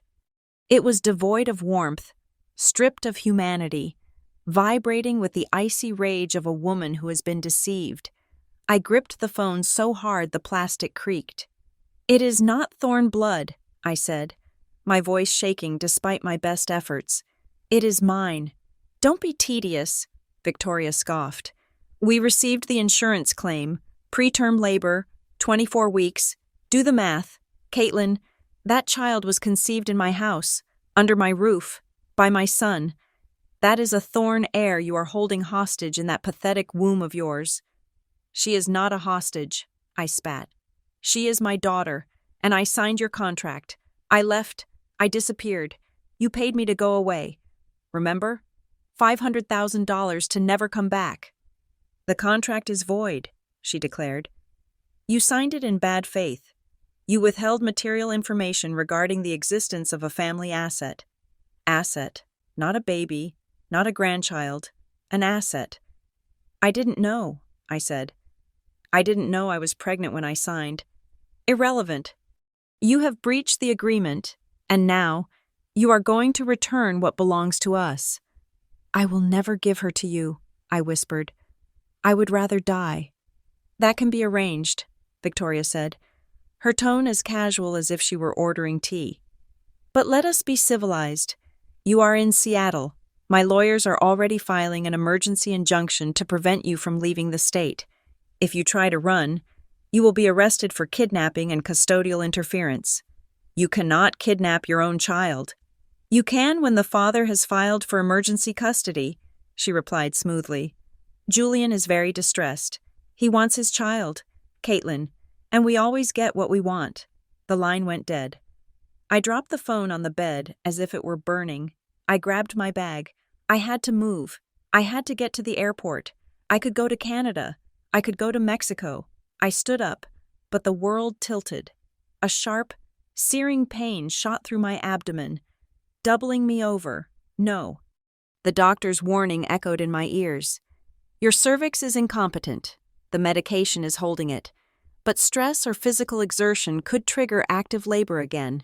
If you deliver now, the baby has a 50% chance of survival. If you travel, that drops to 0. I sank onto the floor of the motel room. Clutching my belly, I was trapped. My body, the very vessel protecting my daughter, was also my prison. I could not run without killing her. I crawled to the laptop I had thrown on the bed. I needed money. I needed to hire a defense attorney who could fight a shark like Victoria. I logged into the secret bank account where I had stashed the $500,000. Access denied. I stared at the screen, blinking. I typed the password again. Account frozen. Contact your branch. Reason: suspicious activity/fraud investigation. I laughed. It was a dry, broken sound. Of course, they had frozen the money. They had flagged the transfer or reported the initial check as stolen. It didn't matter if it was legal or not. They had the power to freeze me out until I starved. I had $45,000 from my job, but that wouldn't last a week against the Thorne legal team. I was penniless. I was immobile, and the enemy was coming on a private jet. I dialed Sarah. She picked up on the second ring. "Caitlin, where are you? Tom said you didn't come to work." "They found me," I said, my voice cracking. "Sarah, they found me. They froze my money. I cannot run because the baby might come if I move too much." "Okay." Sarah's voice instantly shifted from worried friend to general. "Okay, breathe. Where are you?" "Motel 6 near the airport. Room 204. "Stay there. Lock the door. Do not open it for anyone but me. I am calling Elena, the lawyer. We are coming to you." "I can't pay her," I sobbed. "I have nothing." "Elena took the case pro bono the moment I told her who you were up against." Sarah said, "She hates bullies. Sit tight. We are building the barricades." I hung up and curled into a ball on the floor. I waited. Every footstep in the hallway sounded like Julian. Every car door slamming outside sounded like Victoria. 2 hours later, my phone rang again. I looked at the screen. It wasn't the private line this time. It was a cell phone number. I answered it. "Caitlin?" The voice was familiar, but it lacked the imperious edge of his mother. It sounded broken, confused, and terrified. "Julian," I said. "Is it true?" he asked. There was no anger in his voice, only a desperate, trembling need. "Isabella, she isn't the twins. It was a lie. Caitlin, she was never pregnant. It was a false alarm, or a trap. I don't know. But there are no babies." I closed my eyes. So the karma had hit him already. The perfect heiress had been a mirage. "That is not my problem, Julian," I said coldly. "But the hospital report," he stammered. "It says you are carrying my child. Is it true? Is there really a baby?" I could hear the hope in his voice, the pathetic yearning of a man who realized he had thrown away a diamond to chase a glittery piece of glass. He wanted redemption. He wanted me to tell him that yes, he was a father, that he had a second chance. I placed my hand on my stomach, feeling the slow, strong roll of my daughter. She was real. She was alive, and she was in danger because of him. "Julian," I said, and my voice was as hard and cold as the marble table where I had signed our divorce papers. "You gave up your right to ask that question when you let your mother buy me out. Please," he begged. "Is it my child?" I looked out the window at the gray Seattle sky. I thought of the nights I spent alone. I thought of the fear. I thought of the love that had grown in the silence of my exile. "No," I lied. Or perhaps I told the ultimate truth. "It is my child." I hung up the phone and turned it off. I pulled myself up onto the bed and sat with my back against the headboard, facing the door. I waited for Sarah. I waited for the lawyer. I waited for the war. The signs of the chase were over. The siege had begun. The knock on the door of room 204 was not the tentative rap of a maid coming to change the towels. It was a rhythmic, authoritative pounding, the sound of someone who owned the building, the block, and perhaps the very air I was breathing. I sat on the edge of the sagging mattress, my hands instinctively flying to the swell of my stomach. Sarah had left an hour ago to meet with Elena, the pro bono lawyer, to draft an emergency defense strategy. I was alone. The chain lock was engaged, a flimsy piece of metal that looked like it could be snapped by a stiff breeze. I stood up, moving slowly. My center of gravity had shifted, and the weight of the baby, my daughter, felt heavier than usual, as if she too sensed the predator on the other side of the wood. I approached the door. I did not ask who it was. I knew. I peered through the peephole. The fisheye lens distorted the hallway, but there was no mistaking the figures standing there. Two people who looked like they had been cut out of a magazine and pasted onto a gritty, noir background. Victoria Thorne stood in the center of the frame. She was wearing a cream-colored trench coat that probably cost more than the entire motel. Her hair was immaculate, impervious to the Seattle humidity. Behind her, looking like a specter haunting his own life, was Julian. "Open the door. Caitlin." Victoria's voice came through the wood, muffled but distinct. "We know you are in there. The manager has already been compensated for his discretion." Compensated. Bribed. They had bought the key. The lock clicked. The handle turned. The only thing holding them back was the chain. "Go away," I said, my voice low. "I will call the police." "And tell them what?" Victoria countered smoothly. "That your husband and mother-in-law are checking on your welfare after you fled a hospital against medical advice? We have the discharge papers. Caitlin, we are the concerned family. You are the erratic, hormonal woman endangering a viable fetus." My hand hovered over the phone. She was right. The police would see a well-dressed older woman and a frantic, pregnant girl in a motel room. They would side with the money. They always did. "If you want to talk," I said, steeling myself. "You stay in the hallway." "Open the door," Julian spoke up. His voice was rough, cracked. "Please, Caitlin, we just want to talk." I looked at the chain. I looked at my belly. I realized that hiding was no longer an option. The walls of my fortress had been breached. The only thing left to do was stand my ground. I slid the chain off. The door swung open. The smell of expensive perfume, Chanel No. 5 and old money, instantly overpowered the scent of mildew and lemon cleaner in the room. Victoria stepped inside without waiting for an invitation. She surveyed the cramped space, her nose wrinkling slightly at the sight of the peeling wallpaper and the stained carpet. She looked at the unmade bed, the vending machine snacks on the dresser, and finally, she looked at me. Her gaze dropped immediately to my midsection. It was the first time she had seen it. The proof, the undeniable, physical reality of the air she thought she had lost. Her eyes didn't soften. They sharpened. She looked like a jeweler inspecting a diamond for flaws. Julian followed her in. He looked terrible. His eyes were sunken, dark circles bruising the skin beneath them. He wore a suit, but his tie was loosened, and his shirt was wrinkled. When he saw me, when he saw the curve of my stomach under my sweater, he stopped dead. His mouth opened slightly, a sound escaping his throat that was half gasp, half whimper. "It is real," he whispered. "Get to the point." "Victoria," I said, moving back to put the bed between us. "You flew 3,000 miles. You bribed a motel manager. Why?" Victoria turned her attention away from my stomach and met my eyes.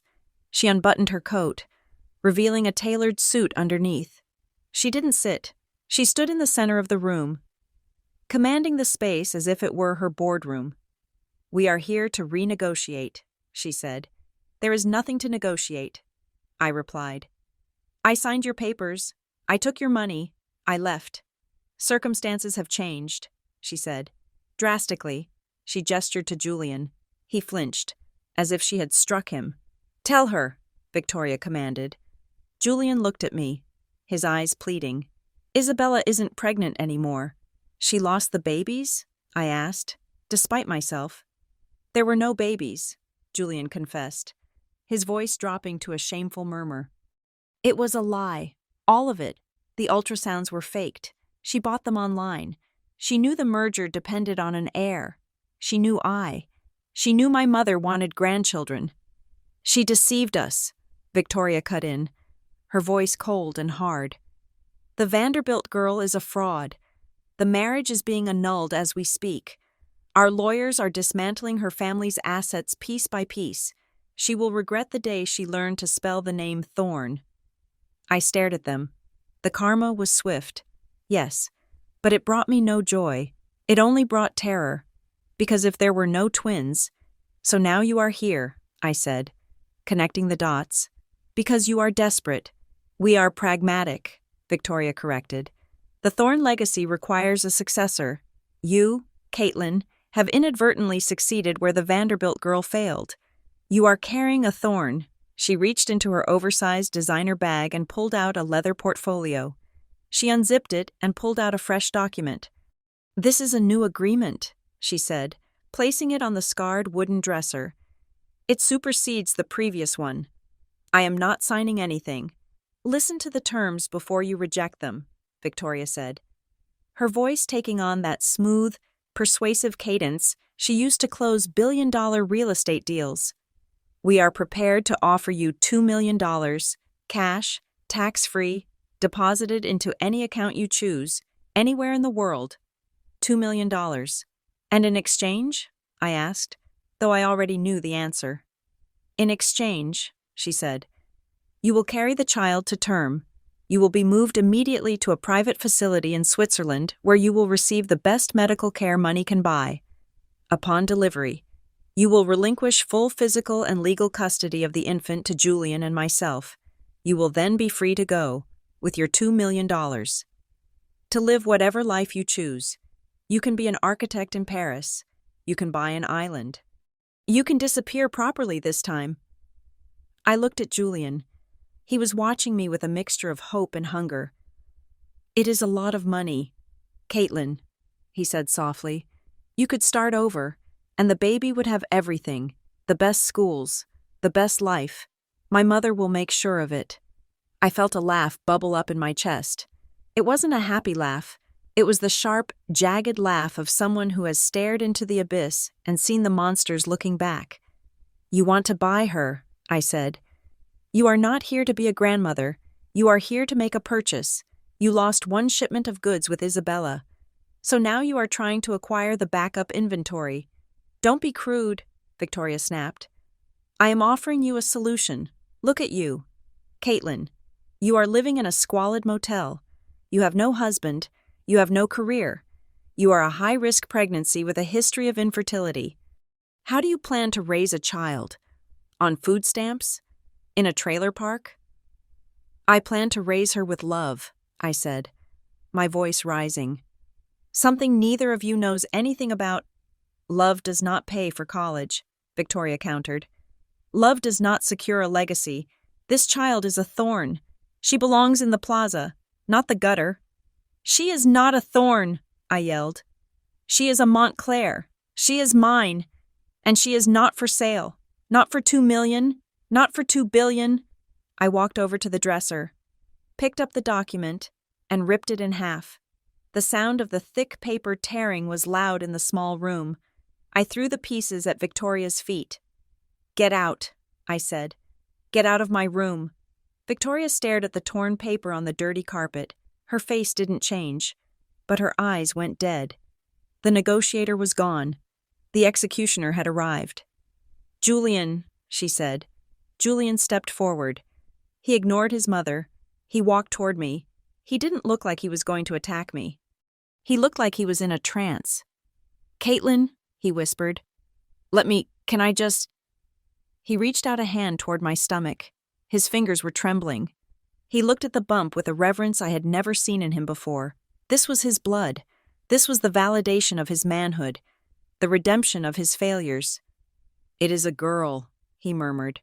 Isn't it? I can tell. For a split second, I saw the man I had married, the man who had once been kind, the man who had been a victim of his mother just as much as I was. But then I remembered the library. I remembered the silence when I needed him to scream. I remembered the way he let me walk into the rain. I slapped his hand away. It was a sharp, stinging blow. Do not touch us, I hissed.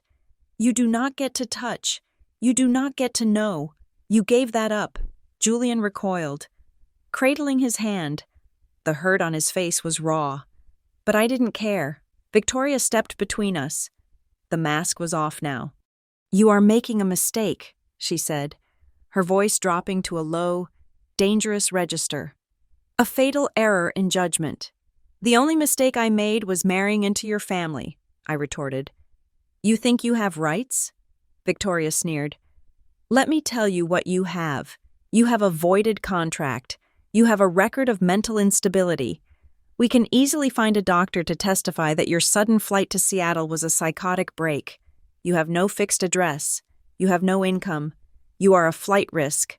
She took a step closer, invading my personal space. If you do not sign that agreement, we will not offer you money again. We will take the child. We will file for emergency custody on the grounds of maternal incompetence. We will drag you through the courts until you are bankrupt and broken.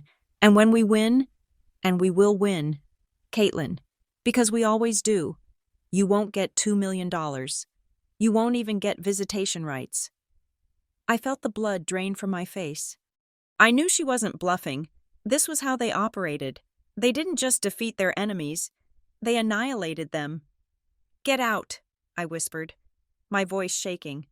I said get out. We are leaving, Victoria said, buttoning her coat. But this isn't over. Enjoy your night, Caitlin. It might be the last peaceful one you have. She turned and walked out the door, her heels clicking sharply on the linoleum. Julian lingered for a second. He looked at me, then at the torn paper on the floor, then at my stomach one last time. I have to do what is best for her, he said, his voice hollow. She needs her father. She needs protection from her father, I said. He looked down, shame coloring his cheeks, and then he turned and followed his mother into the hallway. I slammed the door. I threw the deadbolt. I fumbled with the chain, my hands shaking so badly it took me 3 tries to slide it into the slot. Then I collapsed. I slid down the door until I hit the floor. I wrapped my arms around my knees and buried my face in them. I didn't cry. I was past crying. I was vibrating with pure, unadulterated terror. They were right.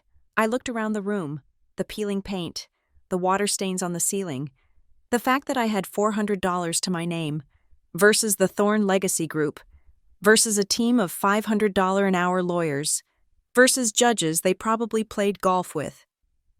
I am sorry, I whispered to my daughter. I am so sorry. I didn't sleep that night.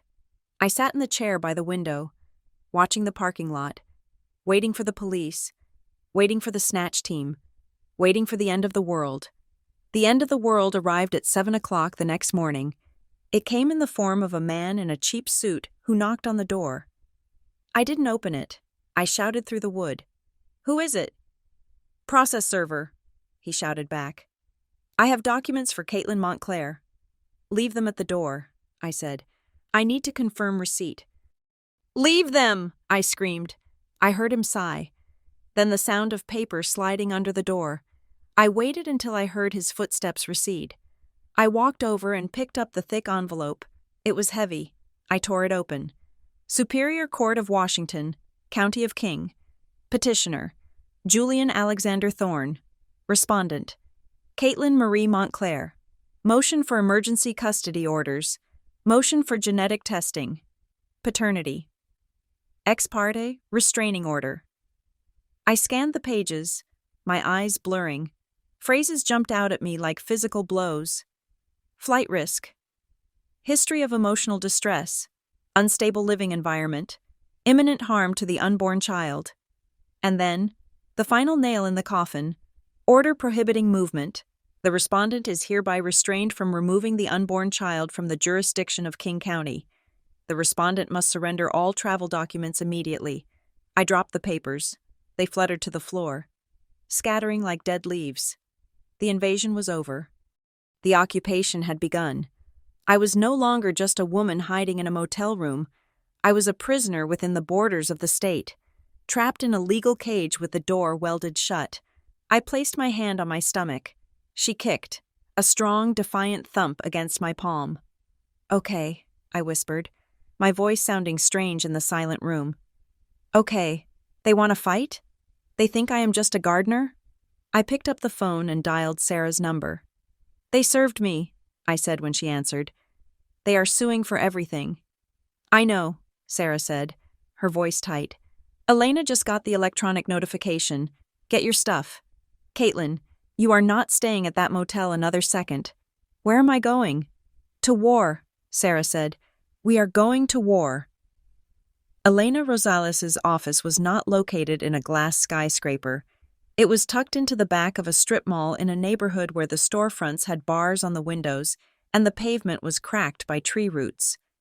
The waiting room smelled of stale coffee and old carpet, a stark contrast to the lavender-scented reception areas of the firms the Thornes retained. But when I sat across from her, watching her read the pile of motions Victoria had filed, I saw something in her eyes that no high-priced retainer could buy.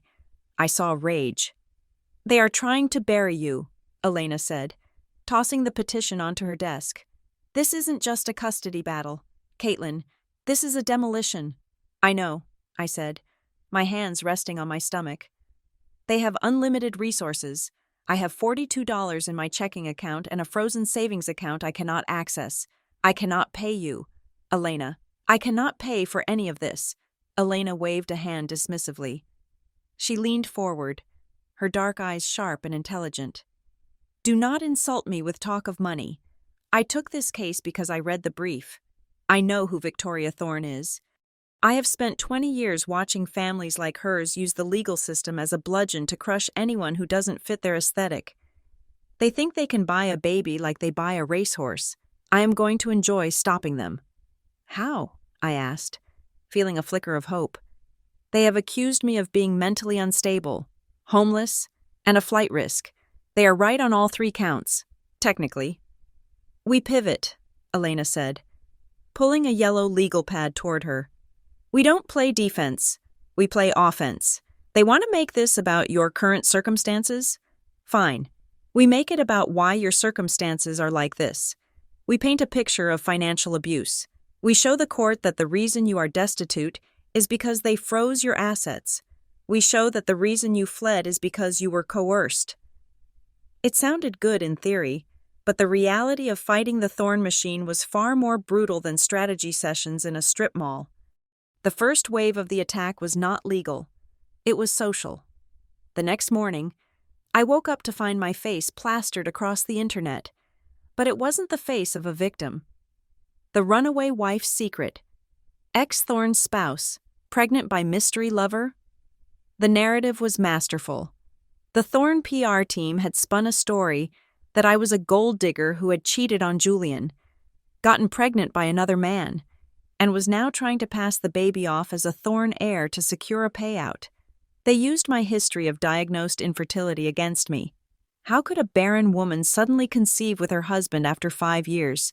Clearly, she found a more fertile partner. It was a lie so bold it took my breath away. They were willing to brand their own grandchild a bastard publicly, just to destroy my credibility. Knowing they could correct the narrative later once they had custody, the fallout was immediate. My phone rang at 10 in the morning. It was Tom from Greenscape. Caitlin, he sounded pained. I have reporters calling the nursery. They are asking if I knowingly hired a fugitive. They are harassing my other employees. I am so sorry. Tom, I said, my heart sinking. I will tell them to stop. You don't understand, he said quietly. We are a small business. We cannot weather this kind of storm. Clients are calling to cancel. They don't want the drama. There was a silence on the line. I knew what was coming. I have to let you go, he said. I will mail your final check. Please don't come back to the office. I hung up, feeling the walls of my isolation close in. I had lost my income. I had lost my reputation. I was alone in a temporary apartment Sarah had found for me, watching the news cycle dissect my morality while I tried to keep my blood pressure from spiking. That afternoon, I received a text message from a number I didn't recognize. Meet me at the Arboretum, the Japanese garden. 1 hour. Alone. Please. I knew who it was. I debated not going. Elena would have tackled me to the ground if she knew, but I needed to look him in the eye. I needed to see if there was anything left of the man I had married, or if he was truly hollowed out.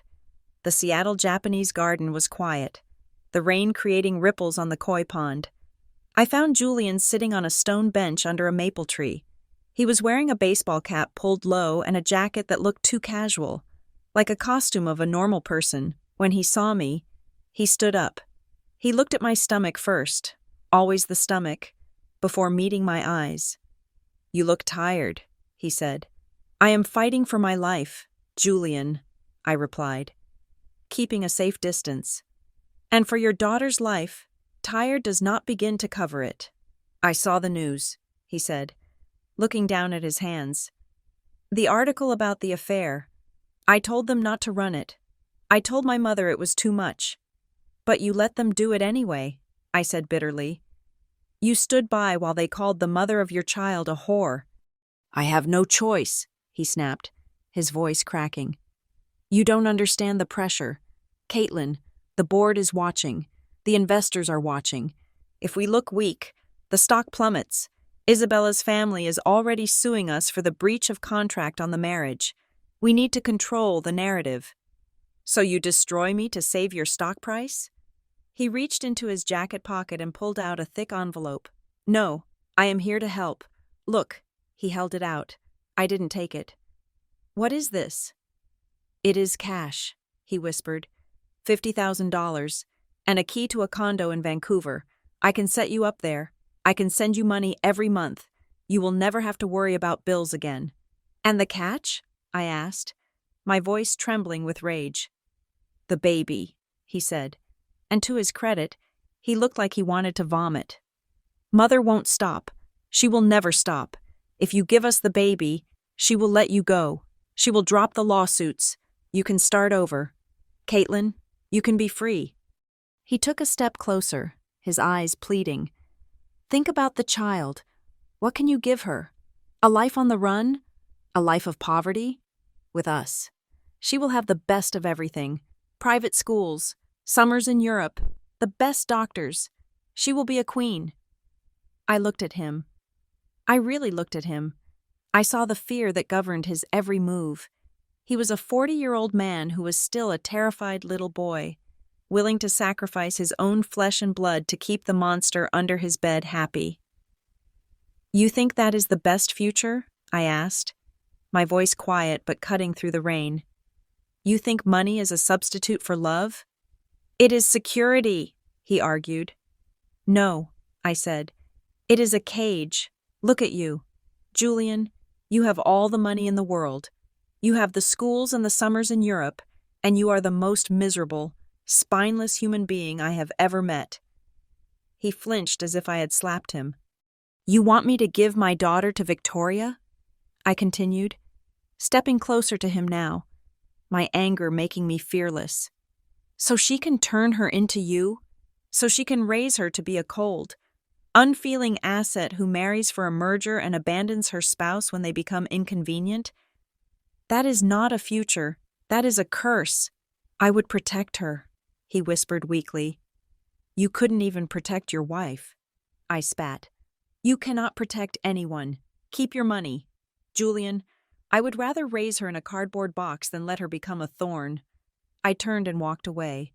I heard him call my name once, a broken, desperate sound. But I didn't look back. I went straight to Elena's office. I was shaking, my heart hammering against my ribs in a rhythm that felt dangerous. "We need to kill them," I said, walking into her office. "Legally, I want to destroy them." Elena looked up from her computer. "I was hoping you would say that. I have been digging." "The NDA you signed? The one tied to the $500,000? "Yes." "It is invalid," she said, a shark-like grin spreading across her face. "Or at least, we can argue it is. You signed it under duress, without legal representation, while being emotionally abused by your mother-in-law. But we need proof. We need more than just your word." "I have proof," I said. I pulled out my phone. I didn't record the library meeting. I was too in shock. But the other night at the motel, when Victoria came to threaten me, I had Sarah install a nanny cam in the room before they arrived, just in case. Elena's eyes widened. "You have video?"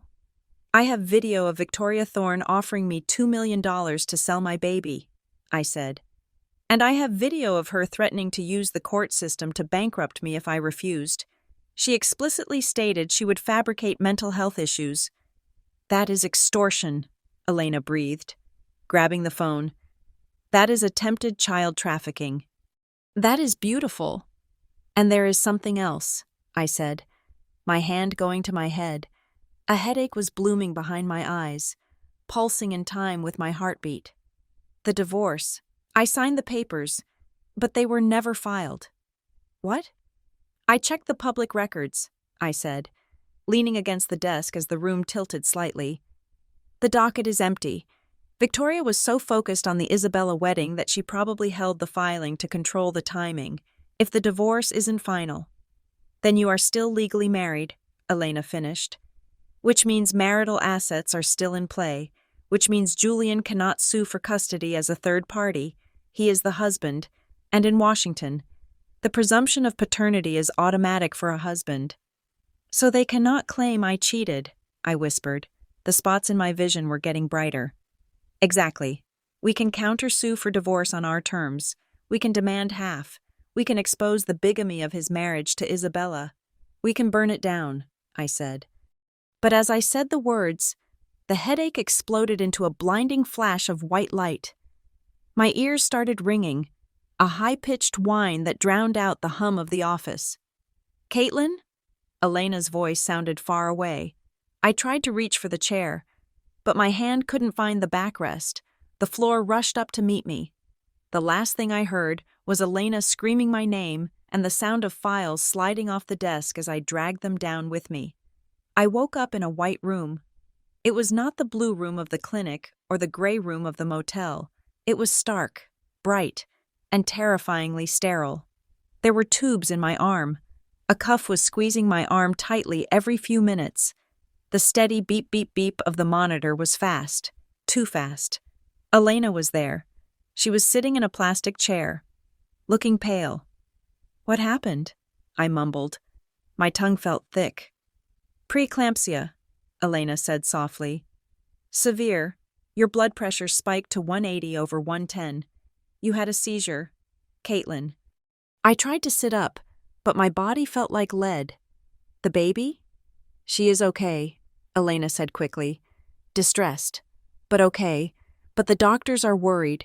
You are only 27 weeks. They want to keep you here. They are talking about an emergency C-section if they cannot stabilize the pressure. I looked at the ceiling. I felt the tears hot and stinging in my eyes. It wasn't fair. I had the evidence. I had the strategy. I was ready to fight. And now, my own body was betraying me. They are here, Elena added, her voice dropping. The Thornes. They found out you were admitted. Victoria is in the waiting room with a team of lawyers. They are filing an emergency motion for medical guardianship. They claim you are incapacitated. No, I rasped. They are arguing that your seizure proves you are unfit to make medical decisions for the fetus. They want the power to order the C-section immediately. They want to take the baby to the NICU and cut you out of the loop. I turned my head to look at Elena. The pain was gone, replaced by a cold, crystalline clarity. I was dying, or I could die, but I would not let them win. Elena, I said, I am fighting them. Caitlin, I have the judge on the line in 10 minutes. Listen to me, I said, grabbing her hand. My grip was weak, but my will was iron. If I go into surgery, if I don't make it, you have to make sure they don't get her. You are going to make it.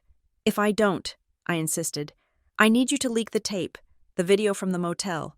Send it to the New York Times. Send it to the Justice Department. Destroy them. Elena, burn their legacy to the ground. Caitlin, and promise me, I whispered, tears spilling onto the pillow. Promise me that if I die, my sister gets her, not Julian, not Victoria. My sister in Ohio. She doesn't have money, but she has a soul. I promise, Elena said, her voice choking. But you are going to tell her yourself. We are going to win this. The door opened. A nurse walked in, looking anxious. Ms. Rosales? The hearing is starting. The judge is on the video conference in the hallway. Elena squeezed my hand. I will be right back. I'm going to stop them. She left. I lay alone in the hospital bed, listening to the thundering heart of my daughter on the monitor. I closed my eyes and visualized the walls of my fortress.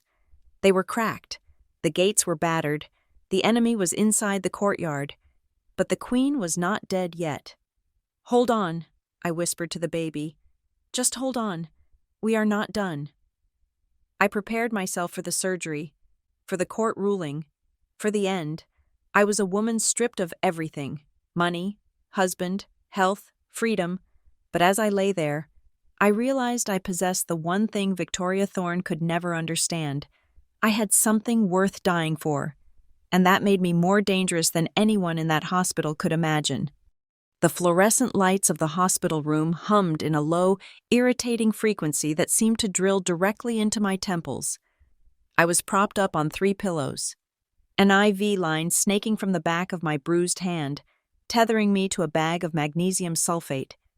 My body felt heavy, sluggish from the medication meant to keep my blood pressure from stroking out. But my mind was crystalline. It was sharpened by the kind of adrenaline that only a cornered animal possesses. On the rolling tray table in front of me sat a laptop.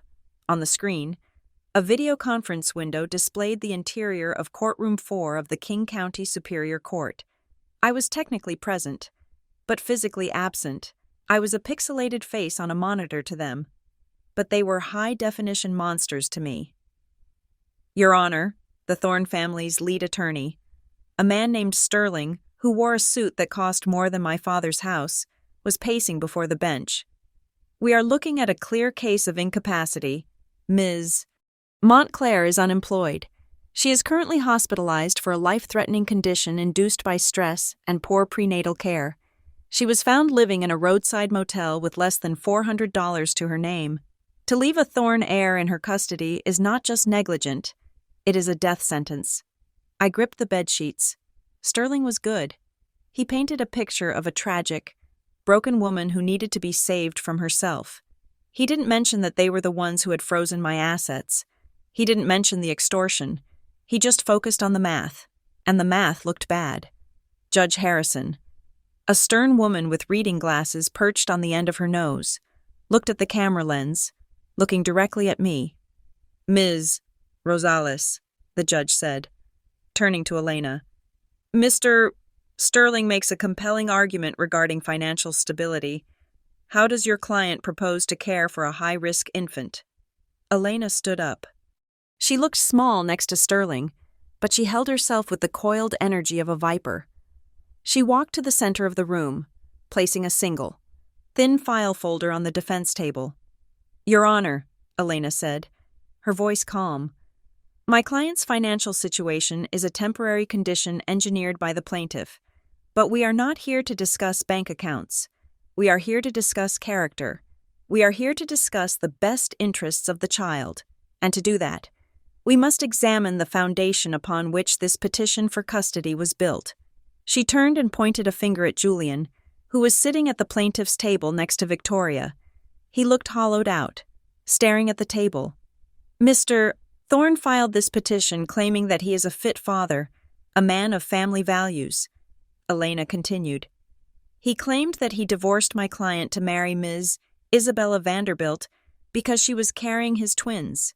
He claimed that the stability of the Thorne legacy required it." "Objection," Sterling barked. "Relevance? The Vanderbilt marriage is being annulled.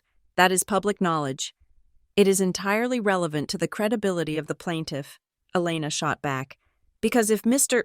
Thorne can be so easily manipulated, how can he protect a child?" Elena picked up the file.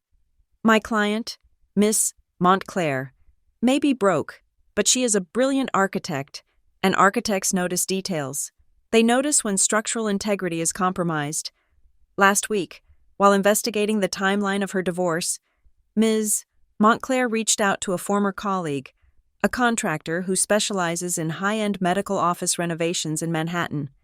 I watched Victoria Thorne. For the first time, her statue-like stillness cracked. Her eyes narrowed. "This contractor," Elena said, opening the folder, "worked on the private clinic where Ms. Vanderbilt claimed to be receiving her prenatal care. He provided us with the clinic's billing logs, which are, interestingly, public record when subpoenaed for construction lien disputes. Elena pulled out a sheet of paper. There are no records of obstetric care for Isabella Vanderbilt, Elena announced, her voice ringing through the courtroom. However, there is a record of a consultation for abdominal sculpting and a receipt from a Hollywood prop house for a second trimester silicone prosthetic belly shipped to the Vanderbilt penthouse 3 months ago. The courtroom went silent. Absolute, vacuum-sealed silence. I watched Julian on the screen. He slowly lifted his head. He looked at Elena, then at the paper, and then he turned to his mother. She wasn't just not pregnant anymore, as you told the court. Elena pressed on, twisting the knife. She never was. It was a fraud, a con, and Mr. Thorne fell for it so hard he destroyed his actual marriage to chase a phantom. That is enough, Sterling shouted, slamming his hand on the table. This is hearsay. This is an ambush. It is evidence, Elena shouted back. It proves that the Thorne family does not care about children. They care about acquisitions. They traded a loyal wife for a fake pregnancy because the packaging looked better. And now that the fake one didn't work out, they are trying to steal the real one. Julian stood up. His chair scraped loudly against the floor. He grabbed the paper from Elena's hand. He read it. His hand started to shake. You knew, Julian whispered. He wasn't looking at the judge. He was looking at Victoria. Victoria didn't flinch. She sat straight-backed, her face a mask of cold calculation. Sit down, Julian. You knew she was faking, Julian said, his voice rising. You vetted her. You have private investigators for everything. You knew there were no babies. I knew she was a suitable match, Victoria hissed, not caring that the court reporter was typing every word. I knew she brought the shipping lanes to the merger. The children were a detail we could have fixed later. A detail? Julian looked like he had been punched in the gut. I threw my wife out on the street for a detail? Your Honor! Sterling tried to intervene. Sit down. Mr. Sterling, Judge Harrison ordered. Her face was dark with disgust. Ms. Thorne, did you just admit to facilitating a fraudulent marriage to secure a business merger? Victoria stood up slowly. She smoothed her skirt. She looked at the camera, locking eyes with me across the digital divide. I admit to doing what was necessary for the survival of my family's legacy, Victoria said coolly. Isabella Vanderbilt was a disappointment, but that does not change the biological fact before this court. The child inside that woman, she pointed at the screen, is a Thorne. She is my granddaughter, and she belongs in a home that can provide for her, not in a motel room with a woman who has a history of hysterical behavior. My heart hammered against my ribs. The monitor beside me began to beep faster. Beep, beep, beep. May I speak? I asked. My voice was raspy, but the microphone on the laptop picked it up. The judge looked at the screen. You may, Ms. Montclair. I took a deep breath, ignoring the pain in my head. Victoria doesn't want a granddaughter, I said, looking straight into the lens. She wants an ornament. She wants a trophy to put on the shelf next to the real estate deeds and the merger contracts. She wants to take my daughter and turn her into something cold and hard, just like her, just like she did to Julian. I saw Julian flinch. I am poor, I continued. I am sick, and right now, I am terrified. But I know the difference between a child and an asset. You don't. You never did. And I refuse to let you turn my daughter into a line item on a balance sheet. I would rather she grow up with nothing but my love than grow up with everything and have your soul. The courtroom was quiet again. Judge Harrison took off her glasses. She rubbed the bridge of her nose. This court is deeply troubled by the revelations regarding the plaintiff's previous marriage and the apparent commodification of potential offspring, the judge said. I am not comfortable ruling on custody today. I am ordering a full investigation into the moral fitness of the Thorne household. Until then, the temporary restraining order against Ms. Montclair is lifted. The child stays with the mother. Your Honor, Sterling protested. Court is in recess until Monday. The judge banged the gavel. The screen went black. I slumped back against the pillows, letting out a long, shuddering breath. I had won. It was a temporary victory, a stay of execution, but it was a win. Elena burst into the room 10 minutes later, grinning like a maniac. Did you see their faces? Did you see Julian? He looked like he was going to vomit on his shoes. It isn't over, I said, my voice weak. Victoria won't stop. She doesn't accept losing. She has to, Elena said, squeezing my hand. The judge is on to her. If she tries anything now, she goes to jail. But I knew Victoria Thorne. I knew that for her, jail was just another place for poor people. An hour later, the door to my hospital room opened. I expected a nurse. Instead, Julian walked in. He looked like a man who had walked through a hurricane. His tie was gone. His hair was disheveled. He stood at the foot of the bed, looking at me, then at the monitor showing the baby's heart rate. I didn't know, he said. His voice was broken. Caitlin, I swear to God, I didn't know Isabella was faking. I thought I was doing the right thing. The right thing for who? I asked tiredly. For the shareholders? I was trying to make her proud, he whispered. I have spent my whole life trying to make my mother proud, and she played me. She played me like a fiddle. He moved to the side of the bed. He reached out, as if to take my hand, but pulled back. I am so sorry, he said, and tears began to track down his face. I destroyed us for nothing. I lost you, and now I see you lying here, fighting for our daughter, and I realize I am the one who is poor. You have everything. Caitlin, you have the fire. I have nothing. You have $2 billion, I said softly. I would trade it all to be the man you deserved 5 years ago, he said. It is too late for that, Julian. I know, he nodded. But maybe. The door flew open with a bang that made me jump. Victoria Thorne stood there, but she wasn't alone. Behind her were 2 large men in dark suits, private security, and a man in a white coat who I didn't recognize. Get away from her. Julian, Victoria commanded. Her veneer of civilization was gone. Her eyes were wild, desperate. What are you doing? Julian asked, stepping between me and the door. The judge wants a recess? Victoria spat. Fine, but I am not leaving my heir in a public hospital with inadequate security. We are transferring her. You can't do that, I said, trying to sit up. The judge said, I have a medical power of attorney over Julian, she said, waving a paper. And since Julian is the father, and you are incapacitated by a seizure, we are invoking emergency medical guardianship. Doctor, Evans here agrees that this facility is substandard. We have a medical jet waiting at Boeing Field. We are going to Zurich. That is kidnapping, Elena shouted, standing up from the chair in the corner where she had been taking notes. It is a medical transfer, Victoria corrected. Grab her. The 2 security guards stepped forward. No, I screamed, clutching the bed rails. Stop, Julian yelled. He didn't just yell. He shoved one of the guards backward. Julian, stand down, Victoria warned. Do not make me cut you off. Cut me off, Julian roared. He looked at his mother with pure hatred. Cut me off. Take the money. Take the company. I don't care. You are not touching her. You are hysterical, Victoria said coldly.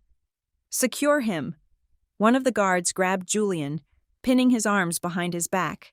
Julian struggled, kicking out, but the man was twice his size. Get the girl, Victoria ordered the other guard and the doctor. Sedate her if you have to. We leave now. The doctor moved toward me, a syringe in his hand. Don't touch me, I screamed, kicking at him. The monitor began to wail, high, piercing alarms. My blood pressure was spiking again. Just a little something to calm you down, the strange doctor said, reaching for my IV port. Help! Elena screamed, running into the hallway. Security! Police! Help! Victoria grabbed the foot of my bed, her knuckles white. "You are coming with me, Caitlin. You are going to give me that child, even if I have to cut it out of you myself." I looked into her eyes and saw the madness there. It wasn't just greed anymore, it was obsession. "Julian!" I cried out. Julian bit the ear of the guard holding him. The man howled and loosened his grip. Julian broke free. He didn't go for the guard, he went for the doctor. He tackled the man in the white coat, sending the syringe flying across the room. They crashed into the tray table, sending the laptop and pitcher of water smashing to the floor. "Run, Caitlin!" Julian screamed, struggling on the floor with the doctor. "No, don't run! Call the police!" I couldn't run. I was tethered. I was sick. Victoria lunged for me. She wasn't waiting for the guards. She grabbed my arm, her nails digging into my flesh. "You ungrateful little peasant," she hissed, pulling me. "I bought you. I own you. Get your hands off my patient." A wall of blue scrubs appeared in the doorway. It was the hospital security team, led by Dr. Lou, my doctor from the clinic who had somehow found me. Or perhaps he was just on rotation. No, it was the hospital attending physician. "Step away from the bed," the lead security officer shouted, his hand on his taser. Victoria froze. She looked at the security team, then at Julian bleeding on the floor, then at me. She straightened her jacket. She released my arm. She looked at the officer with utter disdain. "There is no need for violence," she said, smoothing her hair. "We were simply arranging a transfer." "You are trespassing," the doctor said. "And you are assaulting a high-risk patient. Get out before I have you arrested." Victoria looked at me one last time. "This isn't over," she whispered. "We have Zurich. We have lawyers you haven't even dreamed of. You will never keep her." She turned and walked out, stepping over the broken glass. The guards released Julian and followed her. Julian lay on the floor, panting, blood trickling from his lip. He looked up at me. "Are you okay?" he wheezed. I looked at him. I looked at the man who had just fought for me. It didn't erase the past. It didn't fix the 5 years of neglect. But for the first time, he wasn't a coward. "I am still here," I said, clutching my stomach. "We are still here." But as the adrenaline faded, the darkness returned at the edges of my vision. The machine was screaming. My head felt like it was splitting open. "Doctor!" I heard Elena yell. "She is seizing again!" The last thing I saw was Julian trying to crawl toward the bed, reaching for my hand, before the world dissolved into a terrifying, silent black. The darkness that had swallowed me did not last long. It was shattered not by the return of light, but by pain, a pain so absolute, so all-consuming, that it felt as though my body was being torn apart along the seams of my very existence. I woke to the sound of thunder. It was booming directly overhead, shaking the foundation of the hospital. Rain lashed against the window of my room like shrapnel. But there was a storm inside the room, too. The air was thick with the scent of ozone and panic. The monitors were screaming. A dissonant, high-pitched wailing that synchronized with the crushing pressure in my abdomen. I wasn't just seizing anymore. I was in labor. The stress, the trauma. The violence of the last hour had triggered the final countdown. My daughter was coming, ready or not. "She is crashing," a voice shouted. It wasn't Dr. Liu.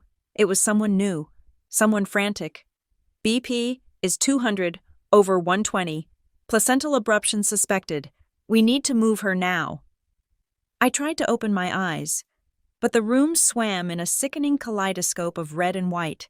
I felt the bed moving, the wheels clattering over the linoleum. I was being rushed into the hallway. "Wait!" The voice belonged to Victoria Thorne. It cut through the chaos like a whip. My gurney slammed to a halt as bodies collided in the corridor. I forced my heavy eyelids open.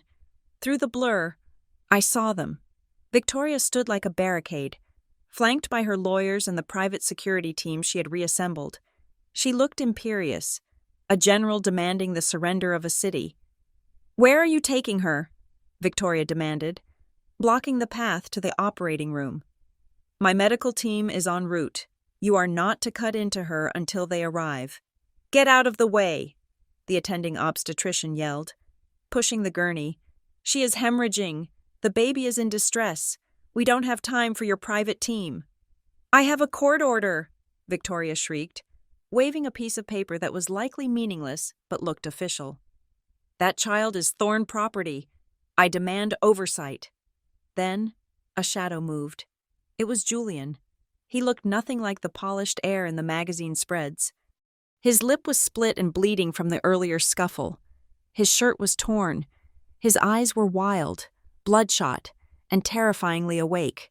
He stepped between the gurney and his mother. He didn't cower. He didn't look down. Move, mother, he growled. It was a sound I had never heard him make. It was the growl of a wolf that had finally realized it had teeth. Don't be dramatic, Julian, Victoria scoffed, though she took a half-step back. I am ensuring quality control. These public doctors are butchers. We need to ensure the asset is extracted safely. Extracted, like oil, like gold. She is not an asset, Julian screamed. The sound echoed off the tiled walls, silencing the lawyers. She is my wife, and that is my child. Do not touch her. He shoved the lead bodyguard backward. The man stumbled, surprised by the ferocity of the assault. Julian! Victoria gasped, clutching her pearls in a gesture that would have been comical if the situation weren't deadly. You are embarrassing the family. I don't care about the family, Julian roared, spit flying from his mouth. I don't care about the legacy. I care about them. Now get out of my way or I will kill you. I swear to God. Mother, I will kill you with my bare hands. For the first time in his 40 years, Julian Thorne looked at his mother and didn't see a god. He saw a monster. And Victoria, seeing the murderous intent in her son's eyes, finally froze. Go! Julian yelled at the doctors. Save her! Go! The gurney surged forward again. I looked up as we passed Julian. He was shaking, his chest heaving, tears streaming down his face, mixing with the blood. He reached out and squeezed my hand for a fleeting second. His grip was hot and desperate. I am here, he sobbed. I am right here. Caitlin. Then the doors to the operating room swung open and swallowed me whole. The transition from the hallway to the OR was instantaneous. The lights were blindingly bright, casting no shadows. I was lifted from the gurney to the operating table. Cold antiseptic was splashed over my stomach. A mask was pressed over my face. We have to put her under, the anesthesiologist said urgently. There is no time for a spinal. No, I choked out, fighting the mask. I needed to be awake. I needed to see. If I went to sleep, Victoria would steal her. I have to see her. We can't wait, the surgeon shouted. Heart rate is dropping. Decels are prolonged. We are cutting now. The pain was a distant, dull roar compared to the terror in my mind. I felt the pressure of the knife, a searing line of fire across my bikini line. Doctor, someone shouted. The uterus is filled with blood. Massive abruption. We are losing pressure. The room descended into controlled mayhem. Beeps turned into continuous tones. We have a choice to make. The surgeon's voice was grim, speaking to someone near the door. We can't stabilize both. The mother is losing too much blood. If we focus on the uterus to save the child, the mother might bleed out. If we do a hysterectomy now to save the mother, the baby stays in distress for another 3 minutes. That could be brain damage or death. He was looking at the observation window. I turned my head. Julian was pressed against the glass. Victoria was behind him. They could hear the intercom. Save the child! Victoria's voice came over the speaker, crisp and devoid of hesitation. Prioritize the heir. The mother is replaceable. I felt a cold tear slide down my temple into my ear. I knew she would say it. I had always known. No! Julian's voice cracked over the speaker, strangling his mother's command. Save them both! You hear me? Save both of them. If you let my wife die, I will burn this hospital to the ground. Do whatever you have to do. B positive blood. She is B positive. Take mine. Just save them both. Working, the surgeon yelled. I felt my consciousness slipping. The edges of the room were turning gray. The lights were dimming. I reached out my hand, blindly grasping at the air. I felt a latex-gloved hand take mine. It was a nurse. I couldn't see her face, but I squeezed with the last ounce of strength I possessed. Please, I whispered, the words bubbling up through a throat that felt like it was filled with sand. Don't let them. Don't let the woman in the coat take her. Promise me. I got you. Honey, the nurse said, her voice fierce. Nobody is taking this baby but you. Stay with us. She is out, the surgeon announced. Pressure, a terrible, hollowing sensation, as if my soul was being pulled out through my stomach. And then, a sudden lightness. I waited. The whole world waited. 1 second, 2 seconds, 3 seconds. Silence. The silence was heavier than the storm outside. It was the silence of a grave. Come on, little one, the nurse whispered, squeezing my hand. And then, it happened. A cry. It started as a gurgle, then a cough, and then a high, thin wail that pierced the sterile air. It was the sound of life asserting itself against the void. It was the sound of victory. Time of birth, 11:42 p.m., the nurse called out. Gender? The surgeon asked, still working frantically on me. The nurse lifted the tiny, blood-slicked bundle high so the pediatrician could receive her. It is a girl, the nurse announced. A beautiful baby girl. I turned my head toward the window one last time before the darkness took me completely. I saw the reaction. Victoria Thorne's face fell. It wasn't worry. It wasn't relief. It was pure, unadulterated disappointment. Her lips curled in a sneer. She turned to Julian and mouthed 2 words that I could read perfectly even through the glass. Just a girl. To her, the battle was lost. A girl could not carry the family name the same way. A girl was a bargaining chip, not a CEO. A girl was a failed investment. But then I saw Julian. He was pressed against the glass, his hands splayed out. He was staring at the crying infant in the nurse's arms. He wasn't looking at the gender. He wasn't looking at the legacy. He was looking at his daughter. He slid down the glass until he hit the floor, sobbing. He buried his face in his hands, his shoulders shaking with the force of his weeping. It wasn't the weeping of a man who had lost a son. It was the weeping of a man who had finally found his heart, only to realize how close he had come to selling it. She is safe, I thought as the black tide rose over me. She is a girl. She is safe from them. I let go. Waking up was not like in the movies.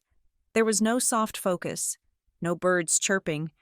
It was a slow, painful climb out of a deep well. My throat was raw from the intubation tube. My abdomen felt like it had been set on fire. I blinked. The room was dim. The storm outside had passed, leaving behind a heavy, silent night. I was in a recovery room. The beeping was slower now, rhythmic and steady.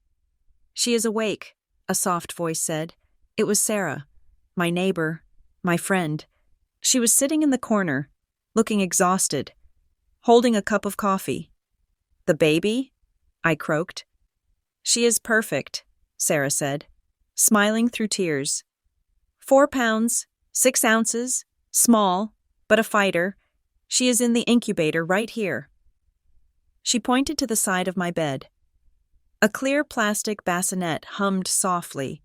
Inside, wrapped in a generic hospital blanket, wearing a tiny knitted hat, was my daughter. I tried to sit up, wincing. Did Victoria? Gone, Sarah said with grim satisfaction. The moment she heard it was a girl. She lost interest. She stormed out, told her lawyers to pack up, said she wasn't going to waste millions on a dowry asset. She flew back to New York an hour ago. I let out a breath that shuddered through my entire frame. A girl, my saving grace. Her gender had saved her from the throne. And Julian? I asked. Sarah hesitated. She looked toward the door. He is outside. He has been sitting on the floor in the hallway for 6 hours. He refused to leave. He wouldn't come in until you woke up. I looked at the plastic bassinet. I looked at the tiny hand curling and uncurling. Let him in, I said softly. Sarah opened the door. Julian walked in. He looked like a ghost. His suit was ruined, stained with his own blood and the dirt of the hospital floor. His face was swollen. He looked aged, stripped of the boyish charm that had defined him for so long. He stopped at the foot of the bed. He didn't look at me. He looked at the baby. He didn't move to touch her. He just stared, as if she were a holy relic he was unworthy to approach. She is beautiful, he whispered. His voice was wrecked. She looks like you. She has your chin, I said. It was an objective fact, not an olive branch. Julian looked up at me. His eyes were raw. I saved you, he said. In the hallway, I stopped them. I know, I said. And in the OR, he continued, the words tumbling out. I told them to save you. I chose you. Caitlin, over the baby, over the legacy. I chose you. He took a step closer, his hand reaching out. Doesn't that mean something? Can't we try? I can change. I fought for you. I looked at him. I saw the hope in his eyes, the desperate belief that one act of bravery could erase 5 years of cowardice. I saw the tragedy of Julian Thorne. He was a man who had finally stood up, but he had stood up 5 years too late. You fought for me, I agreed gently, and I am grateful. You saved our lives tonight. Julian, truly. Then let me fix this, he begged. Let me be a father. Let me be a husband. We can live here. I will quit the company. I will do anything. I looked at my daughter. She was sleeping peacefully, unaware of the war that had been fought over her small body. You blocked the door tonight, I said. But where were you when I was bleeding on the bathroom floor in the Hamptons? Where were you when your mother called me a failed investment? Where were you when I was alone in a motel room, starving, because you froze my accounts? Julian flinched with every question. One night of courage does not erase a lifetime of complicity, I said. You chose me tonight because the adrenaline forced you to, but tomorrow, next week, when Victoria calls, when the money runs low, you will go back. You always go back. No, he sobbed. Not this time. I cannot take that risk, I said. Not with her. I reached into the bassinet and placed my hand on my daughter's chest, feeling the steady rise and fall. You are not a monster, Julian, I said, feeling a strange, hollow peace. But you are not strong enough for us. We need a fortress. You are just a man who is still afraid of the dark. I looked him in the eye. My gaze was dry, clear, and final. You have seen her, I said. You know she is real. You know she is safe. That is what you wanted. Caitlin, please, he whispered. Go, I said. Go back to New York. Go back to your life. Send the divorce papers. I will sign them. But this time, on my terms. Julian stood there for a long time. He looked at his daughter one last time, engraving her face into his memory. He looked at me, realizing that the woman he had married was dead, replaced by the mother lying in this bed. He nodded slowly. He didn't say goodbye. He simply turned, his shoulders slumped in defeat, and walked out of the room. Sarah closed the door behind him. The click of the latch was the loudest sound in the world. I was alone. I was in pain. I was broke. But as I carefully lifted my daughter out of the bassinet and held her against my chest, smelling the sweet, milky scent of her skin, I knew I had never been richer. Hello, I whispered to her, tears finally spilling onto her blanket. My name is Mom, and you are free? The paperwork arrived on a Tuesday morning, 3 days after the storm had cleared. The sky outside the hospital window was a piercing, innocent blue, the kind of sky that pretends violence never happened. Elena walked into my room, but she wasn't carrying her usual battered briefcase. She was holding a single, crisp envelope with the Thorne family crest embossed on the flap. I was sitting in the chair by the window. nursing my daughter. Her tiny hand rested against my chest, her breathing steady and rhythmic, a counterpoint to the chaotic thumping of my own heart. "Is it another motion?" I asked, my voice instinctively dropping to a whisper. "Are they appealing the medical guardianship?" Elena shook her head. Her face was unreadable, caught somewhere between disbelief and victory. "No, Caitlin, it is not emotion. It is a surrender." She handed me the envelope. My hands trembled as I broke the wax seal. I pulled out the document. It wasn't the dense, jargon-filled legalese I had become accustomed to. It was a voluntary relinquishment of parental rights, signed in bold, heavy ink, Julian Alexander Thorne. I read it twice, then a third time. "He gave her up," I whispered. "He actually did it." "He did more than that," Elena said, pulling up a chair. "He granted you sole legal and physical custody. He waived all rights to visitation unless initiated by you. He waived the right to contest her name, her schooling, or her residence. He essentially legally erased himself from her life." I looked at the signature again. The ink was slightly smeared at the end, as if his hand had hesitated, or perhaps shook, before lifting the pen. "Why?" I asked. "He fought the doctors to save us. He said he wanted to be a father. He realized that the only way to be a father to this child," Elena said softly, "was to make sure his mother could never touch her. As long as he has rights, Victoria has a gateway. By severing his legal tie, he severed hers. He built a wall that Victoria cannot climb. Not with all the money in Manhattan." A knock on the door interrupted us. It was Julian. He didn't come in.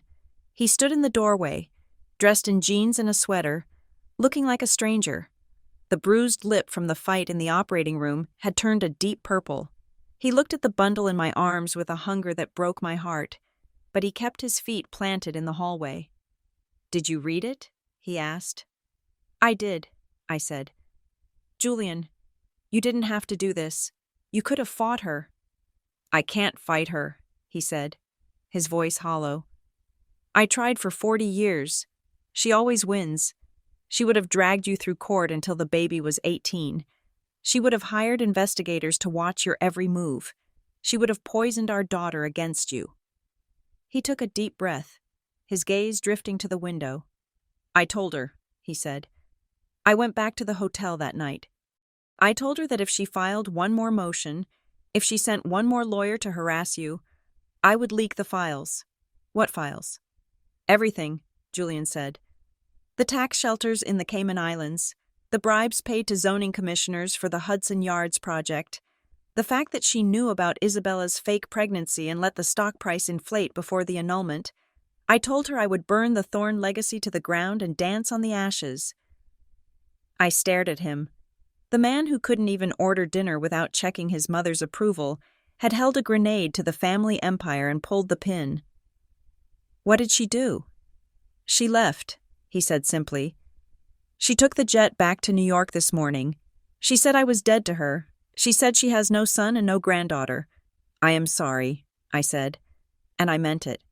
He had lost his family to save mine. "Don't be." He gave a small, sad smile. "It is the first time I have breathed freely in my life." He reached into his pocket and pulled out a cashier's check. He walked over and placed it on the bedside table.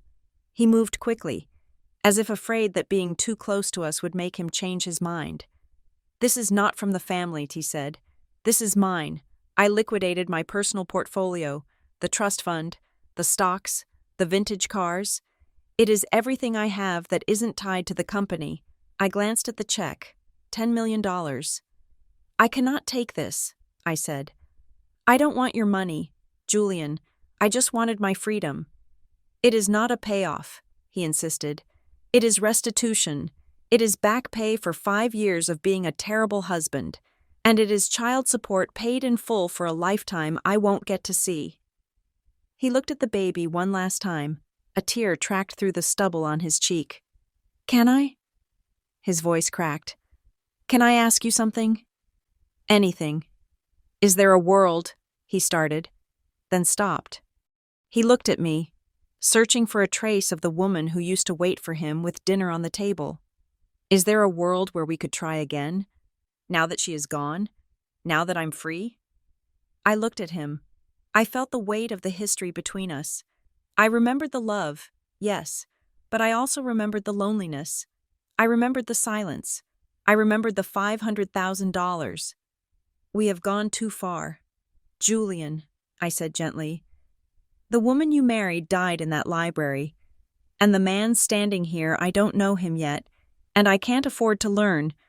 My job now is to protect her, and that means no chaos, no Thorne drama, just peace. He nodded slowly. He understood. He had expected the answer, but hearing it still shattered him. Be a good father from afar, I said. Be the man she can be proud of when she reads about you in the papers. That is how you love her. Goodbye, Caitlin, he whispered. Goodbye, little Rose. He didn't wait for me to correct him on the name. He turned and walked away, down the long hospital corridor, a man with empty pockets and a broken heart, but finally walking on his own 2 feet. 6 months later, the Seattle rain was gentle today, a soft mist that made the greens of the garden glow with an electric vibrancy. I stood in the center of the muddy construction site, my boots caked in earth, holding a roll of blueprints. No, move the hydrangeas to the east wall, I shouted to the foreman over the sound of a circular saw. They need morning sun, not afternoon heat. You got it, boss, he yelled back. I adjusted the carrier strapped to my chest, my daughter, Iris, shifted in her sleep but didn't wake. She was used to the noise. She had been on job sites since she was 4 weeks old. She slept through jackhammers and woke up for bird songs. I looked down at the top of her head, covered in a fuzz of dark hair. Iris, named for the goddess of the rainbow, the bridge between heaven and earth. And for the flower that blooms best after a hard rain. Life had settled into a rhythm that was exhausting, chaotic, and beautiful. I had used Julian's money, but not for a penthouse. I bought a modest, 2-bedroom condo with a large balcony overlooking the Sound. I put $5 million into a trust for Iris that she couldn't touch until she was 25. The rest? I walked over to the sign posted at the entrance of the garden, the Montclair Refuge, supported by the Break the Silence Foundation. I had used the money to start a nonprofit. We provided legal aid, emergency housing, and job training for women escaping high-conflict divorces and financial abuse. I hired Elena Rosales as the lead counsel.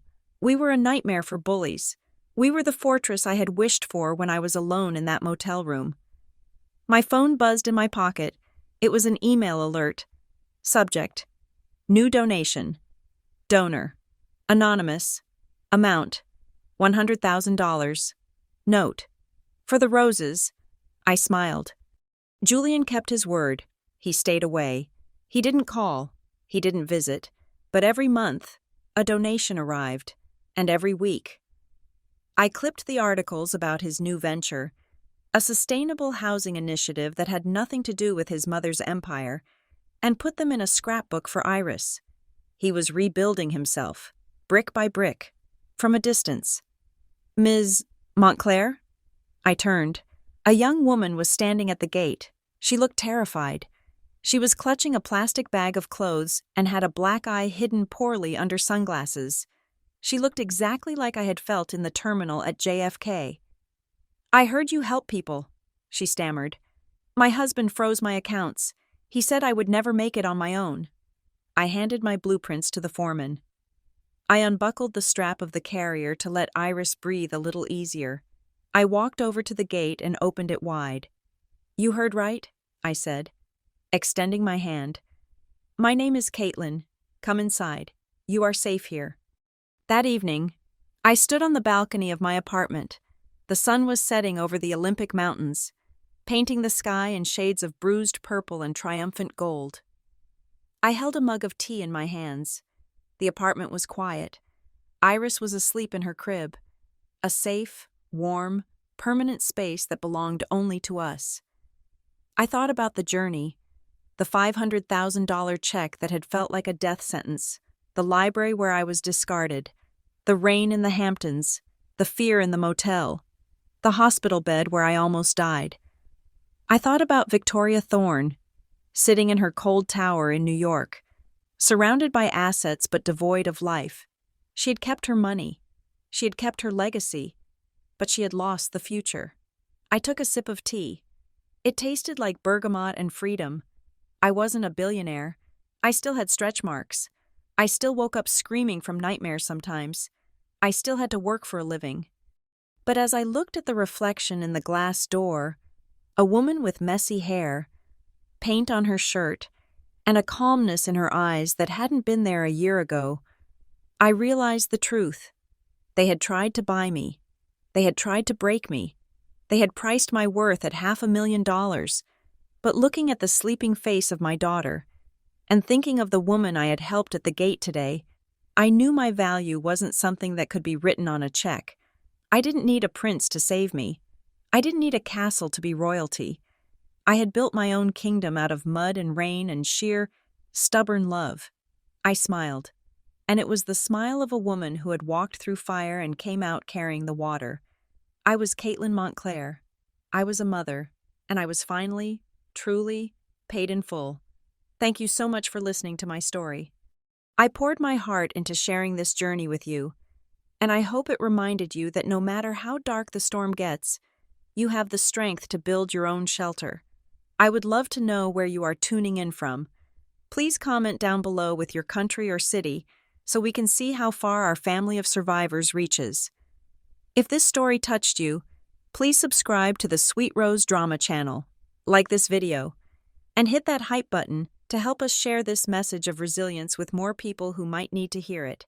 You are all priceless.